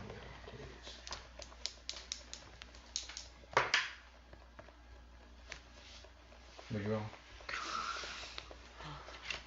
4 again. You rolled a 4 again. Yeah. Holy cow! All right. This is the 4th dice, guys. 4th D20 dice. Yep. Oh my goodness. Okay. Who's the last in the column is Daedalus, right? Yes. Daedalus, you make a perception roll. Coincidentally, it's the other guy with night vision. Yeah. 13 plus my 6, right? Okay, so 19. All right. So as you guys are trudging along, you do hear movement all over and almost at all times. Sometimes it's large lizards or reptiles. Sometimes you guys see alligators, and you just kind of stop for a second just to kind of let them either swim by or trudge on by. Sometimes they don't even move. They look like logs. Mm-hmm. However, you hear something far heavier than just an animal. It seems, whatever it is, seems to be kind of moving around your column. And we can't see it, we just hear it. And he only hears it, or only you, only he? Yeah. So I'm just gonna say, shh. Something is walking around us. It's like as if they're waiting for the perfect moment to strike. Be at the ready. Okay. And so I lift Chimera Rising and I just stance. Okay. So, I light up Eldritch Energy and I just hold it out ready to go. Sure. What's your armor class? 11 right now. Okay. This definitely hits. So I will say, hold on 1 second. Here it is. Wrong book. I've got like 1 million books and 1 million tabs in each book. So, there we go. Something I want. Here we go. Alright, so I need you to. You're actually ensnared. Okay, I'm gonna. Let me roll some damage. You see this green vine kind of whip up from the muck that you're standing in and kind of wrap around your body, almost like a tentacle. But it is actually clearly plant matter, and it kind of squeezes you, and you kind of fall down into your knees into the muck, and you guys see Daedalus suddenly just fall to the ground. Okay, you are going to take 8 points of damage. And now I need everybody to roll initiative. Yes. Finally. Finish. 12. 14. 7. Modified 19. Nice. Booyah. Okay, 10. Okay, so it's Barag, Terra, Talvis. What'd you roll, Daedalus? Roll the 7. 7. Okay. And Daedalus bringing up the rear, just like in the column. And in initiative, we're bringing up the rear. Okay, so, all right. So Barag, you see this vine wrap around Daedalus and cinch him tight, and it's pulling him into the muck, whatever it is. Oh, okay. So, and we're at half speed, so 12 and a half, so I can only move here. 5, 10. Yeah, I can only move to here, I would assume, since it's... Oh,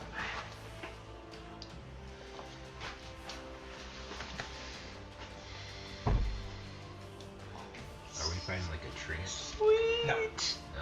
It's the best substitution I have for what That we're looks trying to dope. That still looks dope, though. I made that last night. Oh, that's cool. Wow. That's amazing. It literally is made with twigs. That was Twigs, really good. twigs and hot glue and all that stuff. Nice. Dang, that's impressive. So I'm just gonna take movement, so... So remember, you get half of your speed. Yeah, so So what's your speed? 25. So half of that. So 12 and a half. So 5, 10, that's all. Okay. I can All right. move So then. that's all you can move. So Yeah. you get you have this heavy armor on, and you just kind of like you bring your foot out of the muck and then plant it, and then it's slow going for you. So you get about halfway toward the big green mound of matter, and it looks like just a huge mound of organic materials. You see kind of plants and vines within this mass, all kind of wriggling, almost like worms at the surface right after the rain. You see kind of bones littered within its actual matter. As it's kind of looming at you, and you don't see eyes or anything intelligible like that. It just seems like a huge mass of plant matter. It doesn't even make a sound other than the movement that it's making. So, Daedalus, you're enveloped. You're halfway there, right? I'm gonna spectral ram it. Oh, go for it. Yeah, so I'm actually for gonna hit it with my range spectral ram. Do it. Let's do it! 16, 17, 18, 19, 20, 21, 22, That makes it. 23. Yeah, that hits. Sweet! So go ahead and roll your damage. 2d10. Yeah. Hope it makes it let go. Maybe. I don't add any mods to that, right? Because it's That's my just spectral. Yeah, no mods. So 5 damage total. Okay. Actually, 6 damage total. 6? Yeah, because I got the +1 damage. Okay. So you kind of level off Chimera Rising and you say the magic incantation. You have a word for that, don't you? Actually, Not yet? No. Okay. I will get a word for that. Sure. Though. You say the phrase that activates the spectral ram, and you see this spectral ram head appear right in front of Chimera Rising, and just hit right in the middle of its mound. It's a dead-on hit, and you just see plant matter and muck kind of explode right in the impact. And you can even see like the mold of the actual spectral ram within its chest. Oh, right where it hit. That's Good amazing. job. So, who is next? It's gonna be Terra. So I'm going to use I'm going to try and use stealth actually right now. Sure. Quick question. Yes. So, how far does he go? Because, well, he gets pushed 5 feet, so... So, yeah, push 19. him back 5 feet. There you go. He's huge, Perfect. though. 19. 19. Alright. Let me make a perception roll. That's a modified or a natural? Modified. You are lucky. You beat him by 1. Alright, so, you think you've... Man, I hate the think part. You think you've hidden from him? Oh, man. You're pretty sure. The DM is smiling. That's never a good sign. You're pretty sure. If your DM smiles, it means total oblivion. So what do you do? I am going to, and my movement is halved, right? Yes. Damn it. So Okay. you've got about 10 feet of movement. Barag pushed him back another 5 feet, so. Thanks. Hey, you're welcome. So I'm gonna My go right pleasure. here. I'm Barag. It's what I do. It's exactly what I do. Hey. Hey! So this is grip on me though. Yes. Seriously, Fonzie? Yes, Daedalus. It still has a grip on. Dang it. So you go another. You go. Actually, you do. That is correct. You go with 5 feet. Oh, great. So I'm still in front of you. Yes. You're welcome. So I get pulled through the muck. Oh boy. Hey! I gotta need Yes. a serious bath. All right. So, Terra, that is gonna end your turn. Yeah. All right. Can do. Talos, you're up. Okay, I am going to turn towards him first of all. Yeah. I will. Turning towards him is a task, because it's not like you could just step on. It's like. Oh yeah, I'm in a swamp. So I am going to take a crossbow shot. Sure. Shot. Sure. I almost said. Hey! They were. Crossbow. That's gonna be the new catchphrase. Oh, I'm taking a crossbow shot. Taking a crossbow He's shot. actually talking in real dwarvish. Taking a crossbow shot Go at him. Well, is that plus? Is there a modifier? Plus your dexterity modifier, plus your proficiency, because you're proficient in crossbows. 22. 20? That hits, sir. Okay. Dang. Ooh. Roll your damage. 8 to this gentleman. 4 to him. Okay. And then as my bonus action, I'm going to cast. Actually, you know what? I'm not going to do that. Okay. So you quickly you bring up your crossbow already loaded with a bolt, and you fire from the hip, almost very Billy the Kid like, and you do find it right where you think its head would be. Okay. You hit it directly, and it just kind of like, you just hear like a sound of the crossbow bolt and going right into mud. It's very satisfying. It is satisfying. However, what is not satisfying, you don't hear like a yell, a growl, pain, or anything. It's completely silent as it just goes about its way. And There's no feedback. No, you know. I mean, you're assuming you heard it. Right. You hit it, but you're not hearing it be heard. Okay. All right. So, second end, your turn, Talvis. Yes. All right, so now it is going to engulf. So you're already in its clutches. Well, wow, that's a high roll. All right, so you are going to have to make a Constitution saving throw, Daedalus. I love that. I love that stuff. Well, you know what? One day, one of the episodes of the show is just going to be.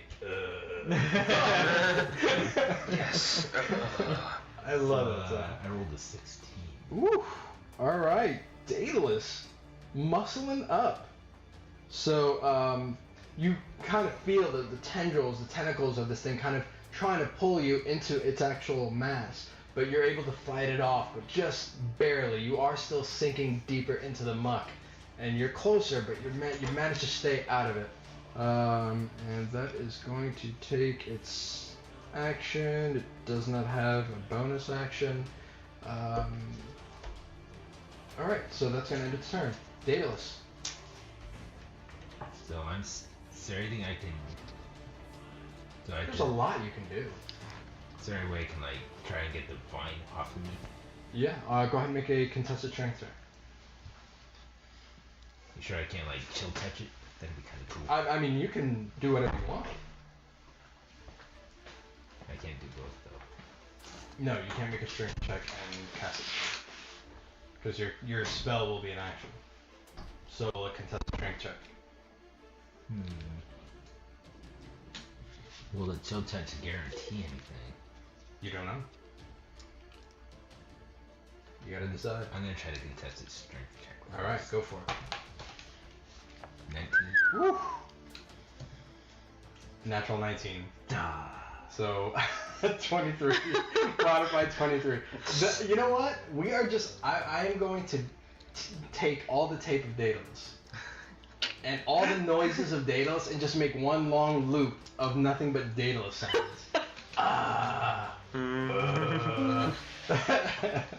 Dang it! Yeah. So More like a you dwarf try to man. break free of its viney grip. Unfortunately, it is cinched on you pretty tight. You can actually feel the tendrils kind of cutting into your arms now. That is going to end your turn. Barag, you're up. Oh, sweet. Okay. Quick question, I can't Yes. teleport out of there either. You can try. Yeah. But if he has a hold on me. Go for it. Oh, okay. I can still go. Alright. So I'm just gonna take movement 5, 10, and So you'll be there next round. yay, Yeah. so close. So yeah, you're trying to get there as quickly as possible, but you being a dwarf, it's even harder to maneuver within the swamp. So you're like trudging along as fast as you can. That sucks. It's taking forever to get there. But fire breath, will it hurt Daedalus? Daedalus is right in the line of fire. Yeah, so if I do fire breath, he's gonna get I burned. mean, you can. I'm not telling you not to. I think, as a matter of fact, I think I'm encouraging it. Of course the DM would encourage. Yeah, let's light our. At this point, I just want Kyle to make more noises. All right, so I'm gonna save my fire breath and hold off you on sure it. you don't want to do attacking. that fire breath? Not yet. It might prove valuable later, so Alright. I will hold off and wait. Barag, using a little patience. Very nice, very Jedi of you. All right, Terra. Trying. You're up. Alright, so... Yeah, you've been. It's been weird because you've been kind of like the voice of reason. I'm very loyal to And people. you, Terra, relax. You too. I'm very loyal to my people, so You are. I It's a dwarven trait. yeah, Yeah. I can't Loyal have to- conflict like Yeah, that when for I'm sure. loyal to everybody. So Yeah. I'm like, It's like having a dog. Makes sense. mhm. Go for it. I'm very scruffy like a dog, so. What do you see? So I'm gonna make my movement. That's all I can Am I do. hearing swamp? And then I'm gonna actually activate Were my... you behind Barag? I was right here. Oh, okay. So, Gotcha. All Like right. I hear. So just so you guys know, And I'm still in stuff. you can actually move through a friendly space. Mhm. You just can't stop in a friendly space. That's why. So if you're like right behind Barag, you can actually move through Barag's space and stop in front of him if you want. I'm just Well, I kind of just want him a in point front. of order for you guys. I know that's not the situation here. Yeah. Just so you know. And I'm actually going to activate my steel marbles because there's. Look at you! Dun dun Look dun. at this! Activating steel marbles. Unbelievable. You should just call them I steel like it. balls. Wow!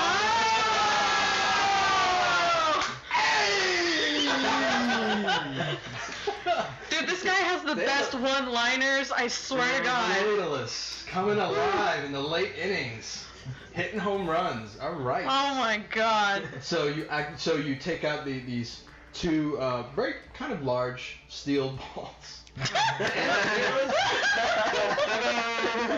You ruined it for me.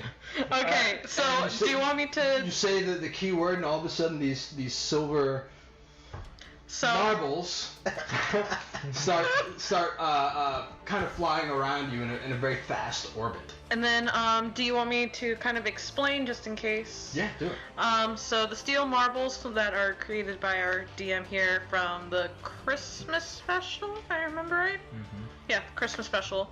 On speaking the command word, which I created, it's Flajuga Marmari. Its steel marbles will take up a complex 3-dimensional orbit around the person who spoke the command word. They will maneuver themselves into the path of the first attack made against this person, absorbing all damage. Having done so, they will drop to the ground. They cannot be reactivated equal to the amount of damage they took in that attack. Yes. So I'll kind of raise the marbles in my hand and recite the command word, and it's Flajuga Marmari. Nice. And a point of order, I will say, I actually found that I was in a thrift store. I found an old Dungeons book from like Dungeons & Dragons, like 2.0 or 3.5. Oh, it was Jesus. super old, but I picked it up for like 50 cents, and it had all these cool traps and these cool items, and those marbles were actually in that book. Oh, that's so Yay. It's so good. It's so Yeah. good. There's stuff like you've never even heard of in that old book. So yeah. So what is that? I like the key. Oh, it's in Activate it's in halfling. It's in a halfling saying. I actually. What's it mean? It means fly. No, fly to me marbles. Fly to me marbles. Nice. Yeah. I like it. In All right. halfling. Awesome. So they do a quick orbit around you and they're flying around you. Very nice. Now that is going to take a bonus action. Mm-hmm. Well, I can't attack or anything because, Okay. Gotcha. swamp. All right, that will end your turn. Yes. Talvis. I forgot your name, Talvis. Go for it. It's your turn. Okay. I am. Let me see. So I could get to melee range from here, or could I? So I'm 15 movement because I'm halved. Yes. So 1, and I can move through Barag. You can move through Barag's space. You just can't stop in Barag's space. Okay. Oh, never mind. I don't want to do that. I am going to cast Bless. Okay. So that will add the D4 to everybody's attack rolls and saving throws. 10 rounds, right? Yes. Yes. All right. And that's so concentration. All right. I am going to ask you to put this around you since you cast it. Okay. That way we know, and then just keep track of the amount of rounds that go by. So. Sure. There you go. Okay. And So remember, everybody gets to add a D4 on there. It's for one attack roll. so Turn, or you get a anytime it says whenever a target makes an attack roll or a saving throw before the end of the spell, they add a D4 to the roll. That's So- crazy. So Terra with her million attacks is gonna add a million D4. A D4 to every for attack. millions of damage. So- Well, she doesn't add that to the damage, just the attack. Let me just put it this way. This is all the D4 for both daggers. Well, you don't add it to the damage, only the attack. yes. Yeah. So And saving Million throws as well. and saving throws. And one thing I wanted to point out, because I've been which is good for you, Daedalus. this is a mechanic I've been using incorrectly, and I was going through the player handbook and I realized it. Sure. I can't use bonus action spells if I have already cast a spell as my action. Okay. So, which is something I've just been doing, not knowing Sure. any better. Sure. So, just so everybody knows, and if they're wondering why I'm not adding a healing word to the end of that turn or something, it's because that. Okay. So. We can look through it later after the game just to double check. Sure. I don't want to shortchange you. I want to make sure that we're both on the same page. So we'll do that after. Okay. But okay, it's good enough. Is that gonna end your turn? Yeah. All right. Talvis, that is the end of your turn. Now it is the mound. All right. It really wants Daedalus, so I gotta say, Daedalus, I need you to make a Constitution saving throw, please. Yeah, add a D4 to that. You do get to add a D4. You are blessed. You feel kind of like the divine energy of Hestia kind of flow through you. So would you roll? Oh. Would you? 7, 8, 9, 10, 11. Okay. Unfortunately, that does not get it. So you see Daedalus kind of he's being pulled into the shambling mound, and you see just his one arm just kind of reaching out to you guys as it gets completely sucked into the mass of this creature. Now you are going to take damage, sir. Hold on 1 second. You take 9 points of bludgeoning damage, Daedalus. We're grunting. You know what? You actually sound like that within the mass of the shambling mound. Alright, so... Gargle, gargle. Exactly. Alright, that's great. Alright, Daedalus, it is actually your turn. So And now realize you are blinded, you are restrained, so you're not able to make any movements. You are unable to breathe. Great. So what can I even do if I'm restrained? You are completely restrained. You can make a strength check against its strength. But that's the only thing I To break the restraint, to escape. Okay, I guess that's the only thing I can do. I can't. It's not like I can, drink a potion or something. Not being completely restrained. No. What did you roll? 3. Did you add the? Well, I guess the D4 wouldn't matter Add a at this 4. point. Okay. All right. So it was a 1, so I rolled 4. Natural 20 Nah. on the strength check. Oh. Ouch. Yeah. Maybe I should have switched those dice, you DM. just kind of feel the more vines kind of wrapping around your neck and head as you're completely unable to breathe. As a matter of fact, you feel kind of muck and mire kind of going down into your mouth and into your throat, into your stomach, as it's trying to completely consume you. Daedalus, that's gonna end your turn, yes? Well, nothing much else I can do. So. Listen to the sass from Daedalus. Yeah.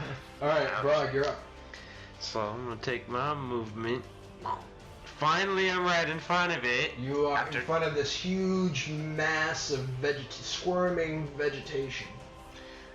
So I'm gonna use my action to actually try to pull Daedalus out because he's sticking out his. You can't see him. He's completely engulfed. I thought in he the had mass. his arms still. His arm was stuck out as he was being pulled. His arm kind all of the way disappears into the mass. Yeah. You know he's in there. Yeah. But you don't know where. Now understand, you don't know where. Yeah, at all. But by all means, hack away. He says again. Scratch my beard, scratch my head. No, I'm actually going to use the vegetation to climb On top. this. Yeah. Shit, I'm gonna actually climb this I'm big ass into it. creature. I'm into it. Let's do it. All right. So go ahead and make a climbing check. What would I use for? Just your strength. Just your strength. Okay. 16, 17, Absolutely. 18, 19, So 20, 20. You manage to find your handholds and footholds very easily within this massing, huge mound of writhing vines and branches. You grab, you think a skull or a bone as you're climbing up. So yeah, you're on top. Sweet. I'm gonna use my extra attack to breathe fire through this thing. Go for it. Oh, poor Daedalus. Well, keep in mind, I don't know where he is, but You I'm don't know on where top, so Yeah, I'm you're on hoping So that I on the won't menu hit him. today, fried warlock, guys. Roasted warlock. 12. I'll add anything. Fire breath, I don't think you need to aim, right? You just do it. I don't. I make a save against Yeah, it, you right? make. What's the difficulty check on that? So 8, 9, 10, 11, 12, 13 is the. 13? Yeah. Oh man. Alright. Wow. 14. Ah, So, no! but I take half damage. That's what that means. Okay. Alright, so you look at you're now on top of it. Your eyes turn draconic. Yep. And they're glowing red at the same time. You breathe in deep. Your chest fills with oxygen, and you exhale. Just a stream of fire just comes erupting from your mouth like a volcano right into the this mass of shambling mound. And so go ahead and roll your damage. Yes, booyah. 2d6. Let's get my middle finger one and my gold one. My two best. Yeah. 7, 8, 9. Nice. So I take half that damage, so we'll say 5. Yeah. I'll call it 5. 5. And you do, hold on. It actually also has resistance against fire, so it takes half of that. So really only like 3. Dang. Well, that's good to know. Okay, but Daedalus, as you're inside, you actually kind of feel heat from within the cocoon of this shambling mound that you're in. You can't see anything. You're completely blind. You're restrained, but you do feel warmth or heat emanating from atop of the shambling. Is that gonna do? And I'm thinking like, was it that the guy thing is like, who did that? Who in my party? Did that? You know what? Run to the light, Caroline! Run to the light! Screw it. Action surge. Action surge. Screw it. This guy's going down. Crazy son of a bitch. What are you doing now? Just taking a swing at him with good old Chimera Rising. Chimera, right. Yep. Okay. I have to. You ready for this, Daedalus? 17, 18, 19, 20, 21, 22, 23, 25. 25. What's your armor class? I only have a level 11. Alright, roll your damage. I love it! I love it! It's the best. 5, 6, 7, 8, 9, 10, 11, 12, 13 damage. 13 damage. Alright, so I will say you take half of 13, so you take 6 points of damage. So 13. Nice. Okay. So you bring Chimera Rising up, you swing it down as hard as you can, and you just see this kind of splat, this explosion of green matter and brown water and ooze just kind of like explode everywhere. Almost kind of like Gallagher does with watermelons. Just splat. And then Daedalus, you feel Chimera Rising. It's the first time you've ever felt Chimera Rising. And you think a couple of molars got knocked a little loose. You're gonna have a black eye for sure. All right, so but is that gonna end your turn, Brock? All right. Yes. Good turn. All right, so Terra, you're up. All right, so I am still in stealth, but I'm gonna go right 1, 2, there. Go for it. Yeah, that's right. All right. 5, 10. And I'm going to. I want you to hit it as hard as you can. Oh God.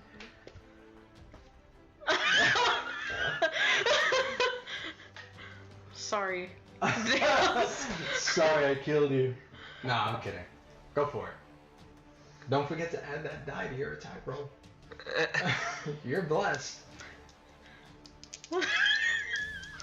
Natural 20. I think it's the first time I've ever cheered for a natural 20 for my players. Oh. 11.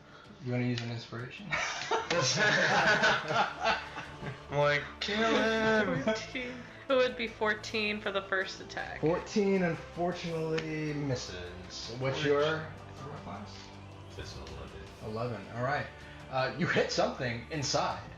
Your hand kind of passed through like soft, vegetation and water. It didn't meet much resistance. But go ahead and roll damage. Oh no! Roll sneak attack too. And you were in stealth. I'm sorry. Oh my god, I'm gonna kill Daedalus. Yeah, that's right. Is that because I feel like you usually roll more dice when you sneak attack. 1, 2. Do we know if she hit Daedalus yet? Oh, she hit him. Yeah. Oh, she did. Yeah. Okay. She felt something. Oh no, you're right. You're right. There's another one. You're not nice, D. I'm just being fair with the rules as they're applied. That's all. I didn't tell you to do that. Woo. And then it's +2 damage. +2 cold damage? Okay. 10, 20, 3, 25. Plus those? Yeah, it's 25 total. Okay, 25. Plus... That's plus the cold damage. Okay, plus the cold damage. Alright, so 25 Daedalus damage? No, we'll say half of that. So 12. I was really hoping you rolled a 20 on that. Double it. That would be Double double, it. I know. Ouch. Alright, so did you take that damage? Daedalus? I'm currently Okay. subtracting right Got it. Alright, so you get a second attack? I'm not gonna use my second attack. Why not? I'm just gonna I feel kind like of. you're metagaming right now. Well, No, like no, if I no, no, fine. I was gonna say if I felt like something, Sure. I'm gonna Well- turn to everybody and go. I think Daedalus is actually in here. Oh my gosh! I think I just killed him. Get sucked in. Probably didn't, because she doesn't have night vision. I don't. Oh. Neither do you, for that matter. But I felt. Never mind. I didn't see it either. Yeah, you dumbass, he's in there. So, what do you do? Don't attack him head on. But I think I killed him. Oh shit! You killed Daedalus. What the hell am I supposed to do? Don't attack him head on. I am a dwarf.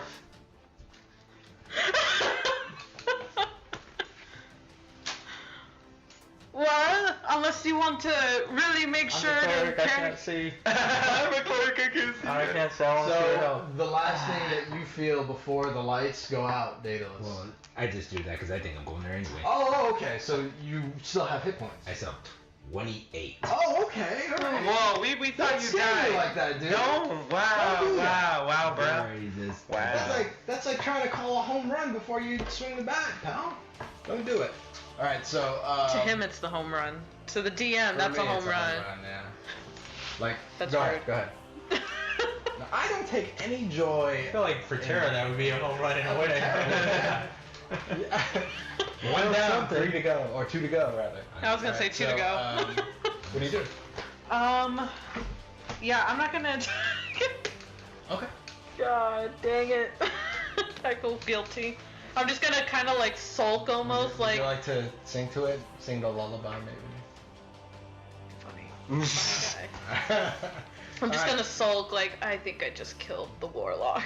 Like. Well, when you pull your blade out, you look at the frostbrand dagger. It's white, because it usually is white, but you do see blood on it. I'm just gonna hold it up. I killed him! I killed him! I'm freaking out. You guys hear Terra kind of freaking out, holding up her blade, saying, "I killed him." You killed the creature? Well, I killed another creature of elven descent. Speaking of which, I believe Talvis, you're up. Okay. Such a drama queen. Let me just A little shot in the dark here with a crossbow bolt. Sure. Ah, shit. 22 again. Woo! 22 Aw. hits. Thank Jesus. My ass does not want another bolt. 8. 8. Yeah. Alright. Okay. And Alright, so let me hold up. Daedalus, you take 4 points of piercing damage as a bolt kind of goes into the mass of this shambling mound and hits you right in the shoulder. You're being peppered by Chimera Rising, Bozeman daggers, Talvis's bolts, like you're just getting hit from left and right. So for my bonus action, I'm going to cast. Can I cast it on him if I can't actually see where he's at? You can try. I can try. I'm gonna try to do that. I'm within range. Sure. So, okay, D4 plus 3. This is healing word. Yes, healing word at first. Healing word. A creature of your choice that you can see within range. Oh yes, he's sorry. Damn it! Why did I read that out loud? I'm so dumb. You know what? It's even worse. That's right on my spell card. Noel rolled a 1 in real life just now. Yep. Wow. Hematoma. Terra has a hematoma. I can't believe I read that out loud like an idiot. The way you said that too, like an idiot. Like an idiot. Hey. Yeah. So No. that's gonna be my turn. Go ahead and roll. Go ahead. That's a 1. No. Alright, so that is gonna end your turn? Yeah. Okay. Now it is going to be the mound. Alright, let's take got Terra. Alright, let's do some Terra stuff here. Uh-oh. Yeah. Multi-attack Terra. With a 2. And a 4. Hey! You're copying me. What's the fours? Jesus Christ. Alright, so yeah, Hestia is not smiling upon me. To succeed. Alright, so it lashes out at you with 2 thick roots, tendrils kind of looking to ensnare you into its mass to add you to its collection. But it misses, unfortunately. You're able to kind of like deftly maneuver out of its way, even though you're kind of caught in this mire, you're still able to avoid its attacks. So, but Daedalus, you still are going to take damage. You are going to take 14 points of bludgeoning damage. Okay, and that is going to end its turn. Daedalus, speaking of which, you are up, sir. Let you guys know I am at 10. Well, I mean, we technically can't know that because you're inside of a Technically, mound. they can't know that. I'm sorry, but metagaming, no, metagaming. 16. 16. Ooh. All right. Please say program. Nice. All right. So hold on.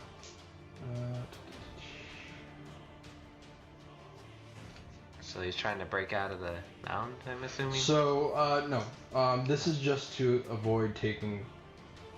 Oh no. You're trying to make a strength check, right? Yes. Yeah. So would you roll 18? 16. 16. Did you roll the d4 on top of that because you're blessed? No. Roll that, son.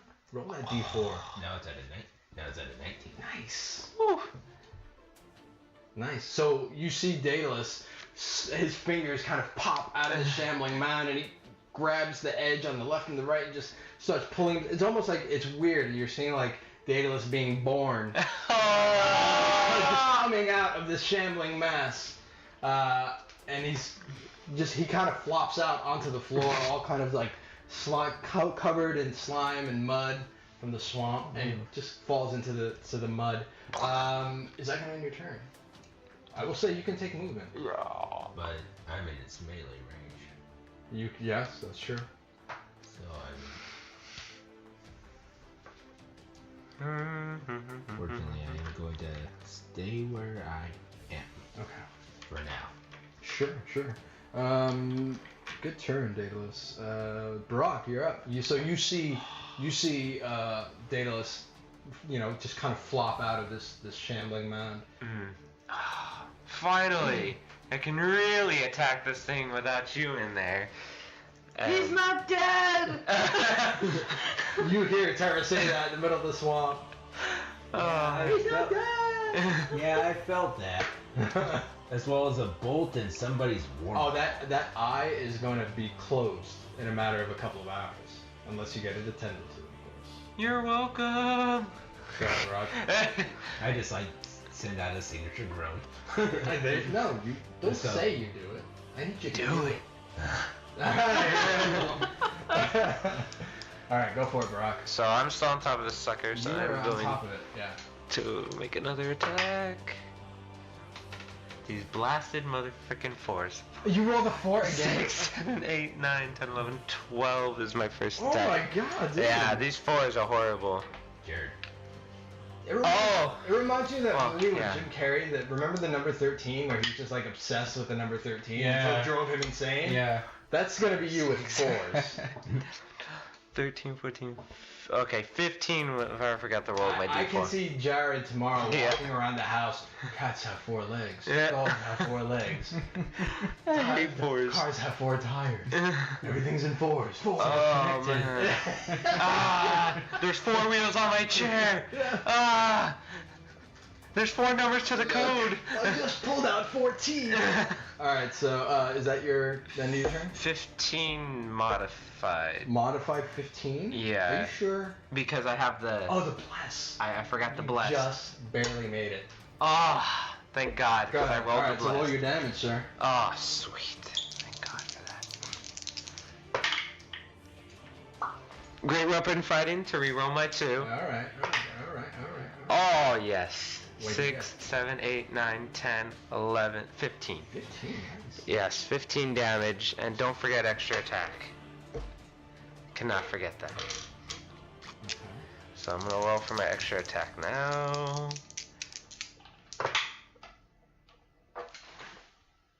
A modified 10.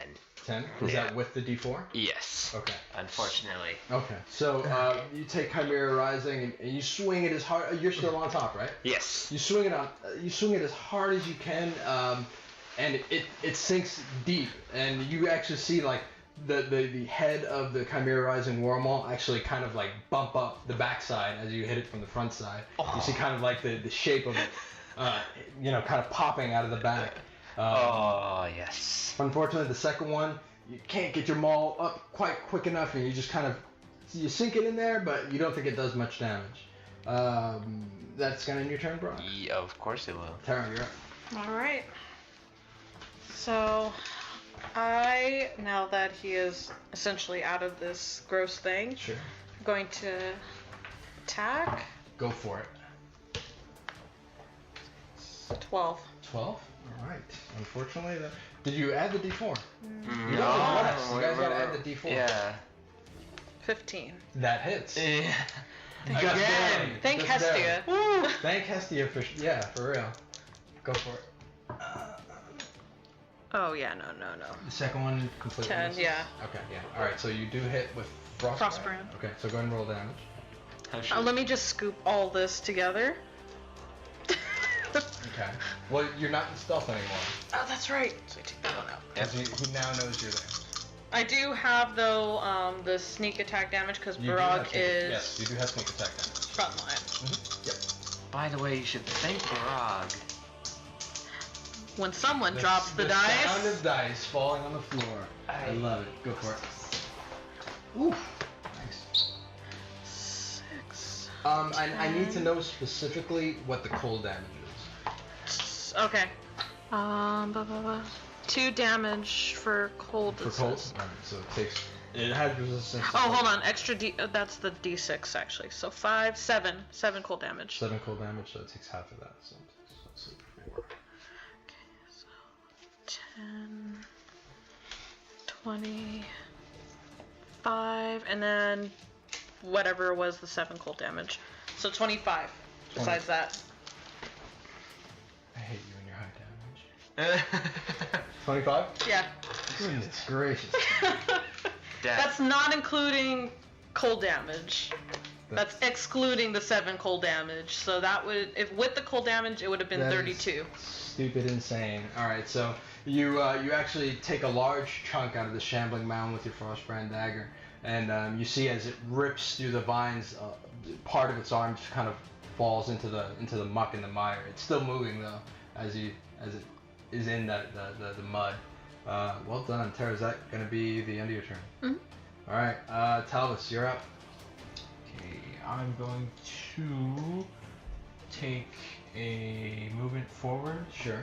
and Daedalus is just right there. Daedalus is right in front. Yeah. Okay, and I'm going to cast out of my ring of spell storing. I'm going to cast Cure Wounds at 2nd level, Sure. which will be 2d8.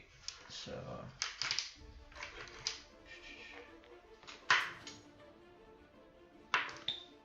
So that's, I think it's plus modifier, so 8 altogether. Okay. Yeah.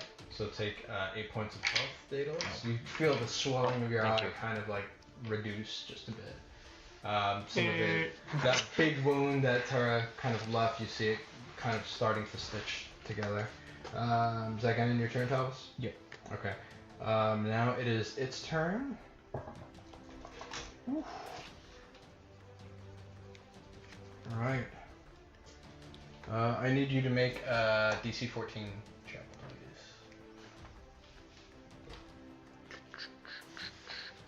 please. Which one?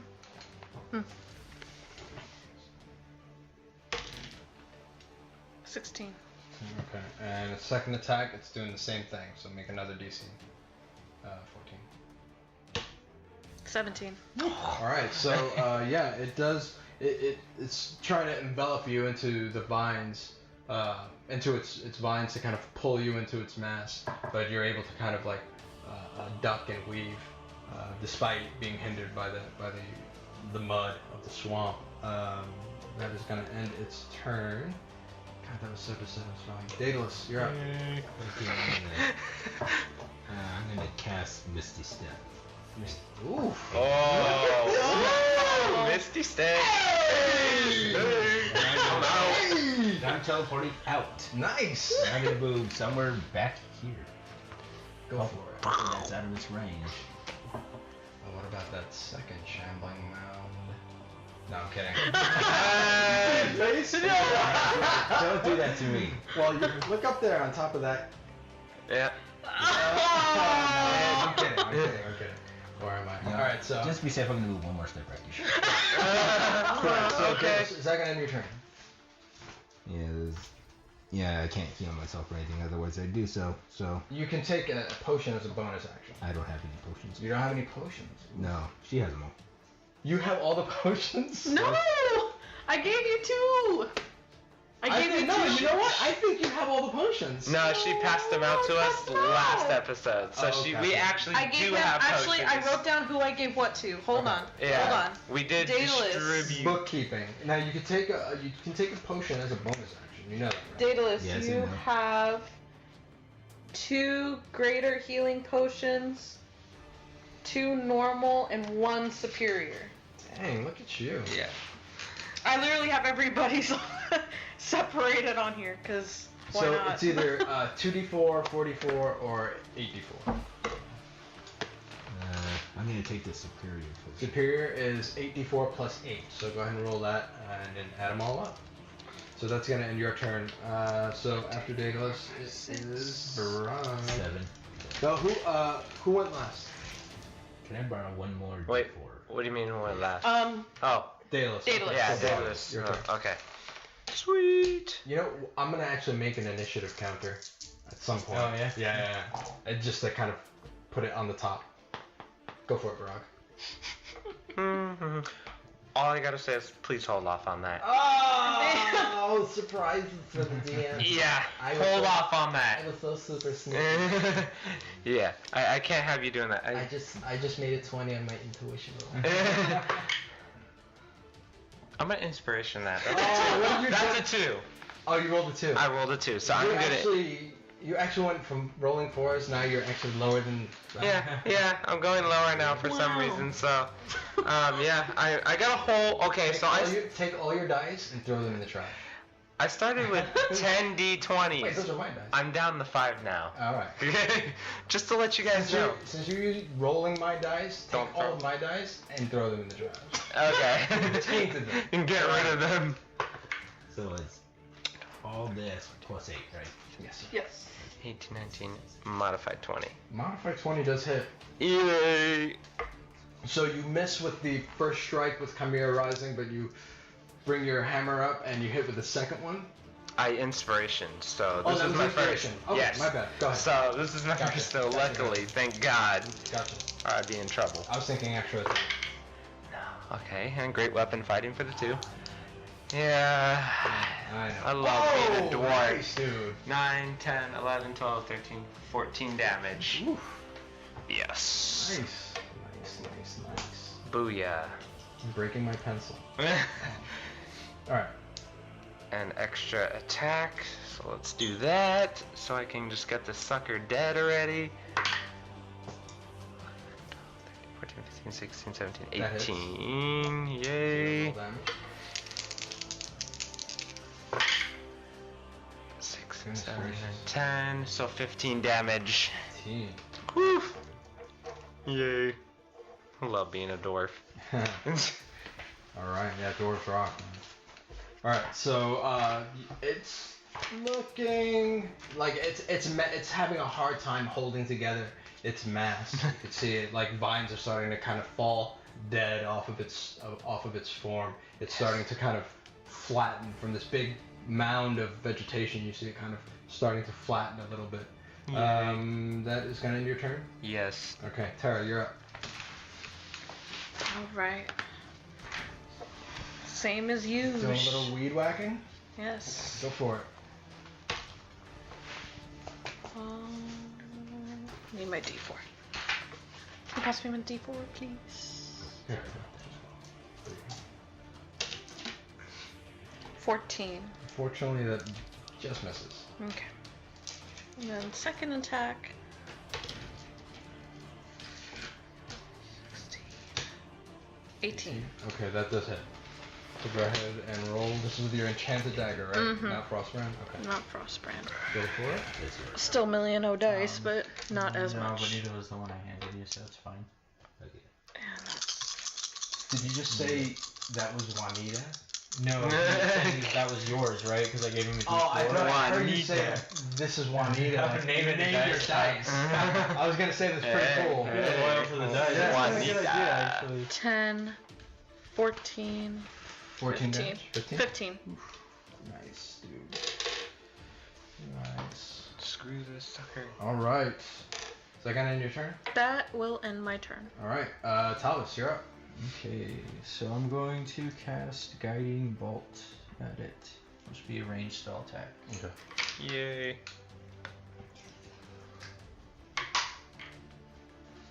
I guess that's kind of cocked. That's a 10. Yeah, that's pretty much on 10. You get to add your D4. Actually, I don't because A plus does not work on the caster.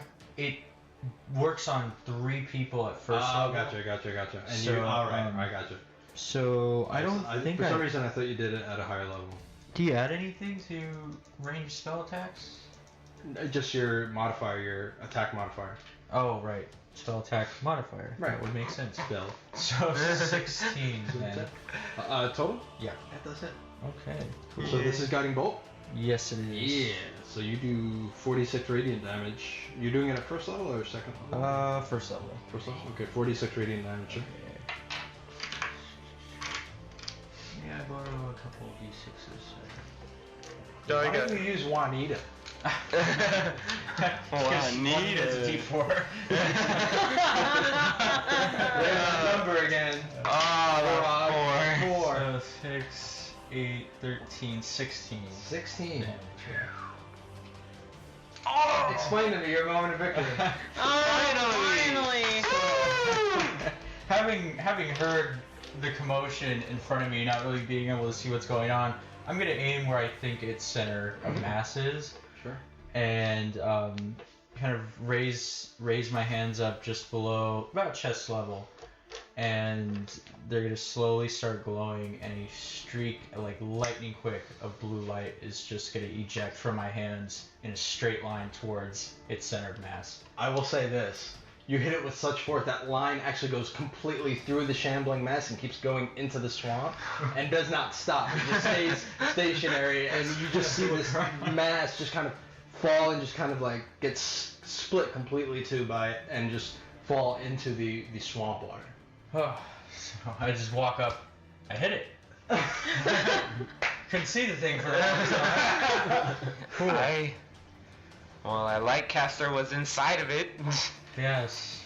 Luckily, not anymore. Well done, guys. Yay! Good. I did not hurt myself on the way down. Well, I guess I can stay. We're out of combat. That was You are out of 5 combat. rounds. Yes. So it would only stay out of combat another 30 seconds. Yeah. So. It's because it's 6 rounds, 6 seconds per round. So.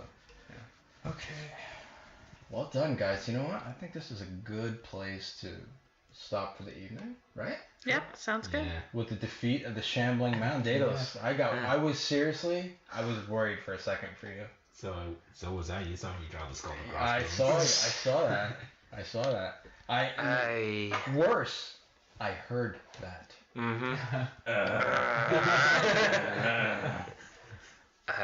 Daedalus, Terra just hit you with an.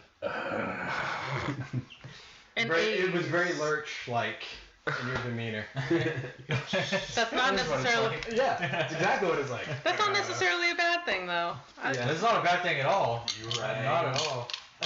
Love Lurch. Alright, guys. So that was it for the story thus far. Episode 9, guys. We had a blast. I know we were late with this episode, but like I said, a lot of us were a little under the weather. So I do thank you for tuning in and hanging in there with us. We have a blast playing D&D, and we hope that you have a blast listening to us play D&D. Once again, I would like to give a shout out to Carl, who did the graphic for episode 7-8, the 2-part episode. No, episode 8, which was the 2-part episode. And anybody else have anything else? No, I think we're good. That's it. All right, guys. Well done. Yay! Booyah! Can we get one more grunt? To finish off the I episode. feel like that's saying no to can we get one more grunt. That's what he would do, right? A grunt for a grunt. Yeah. Oh.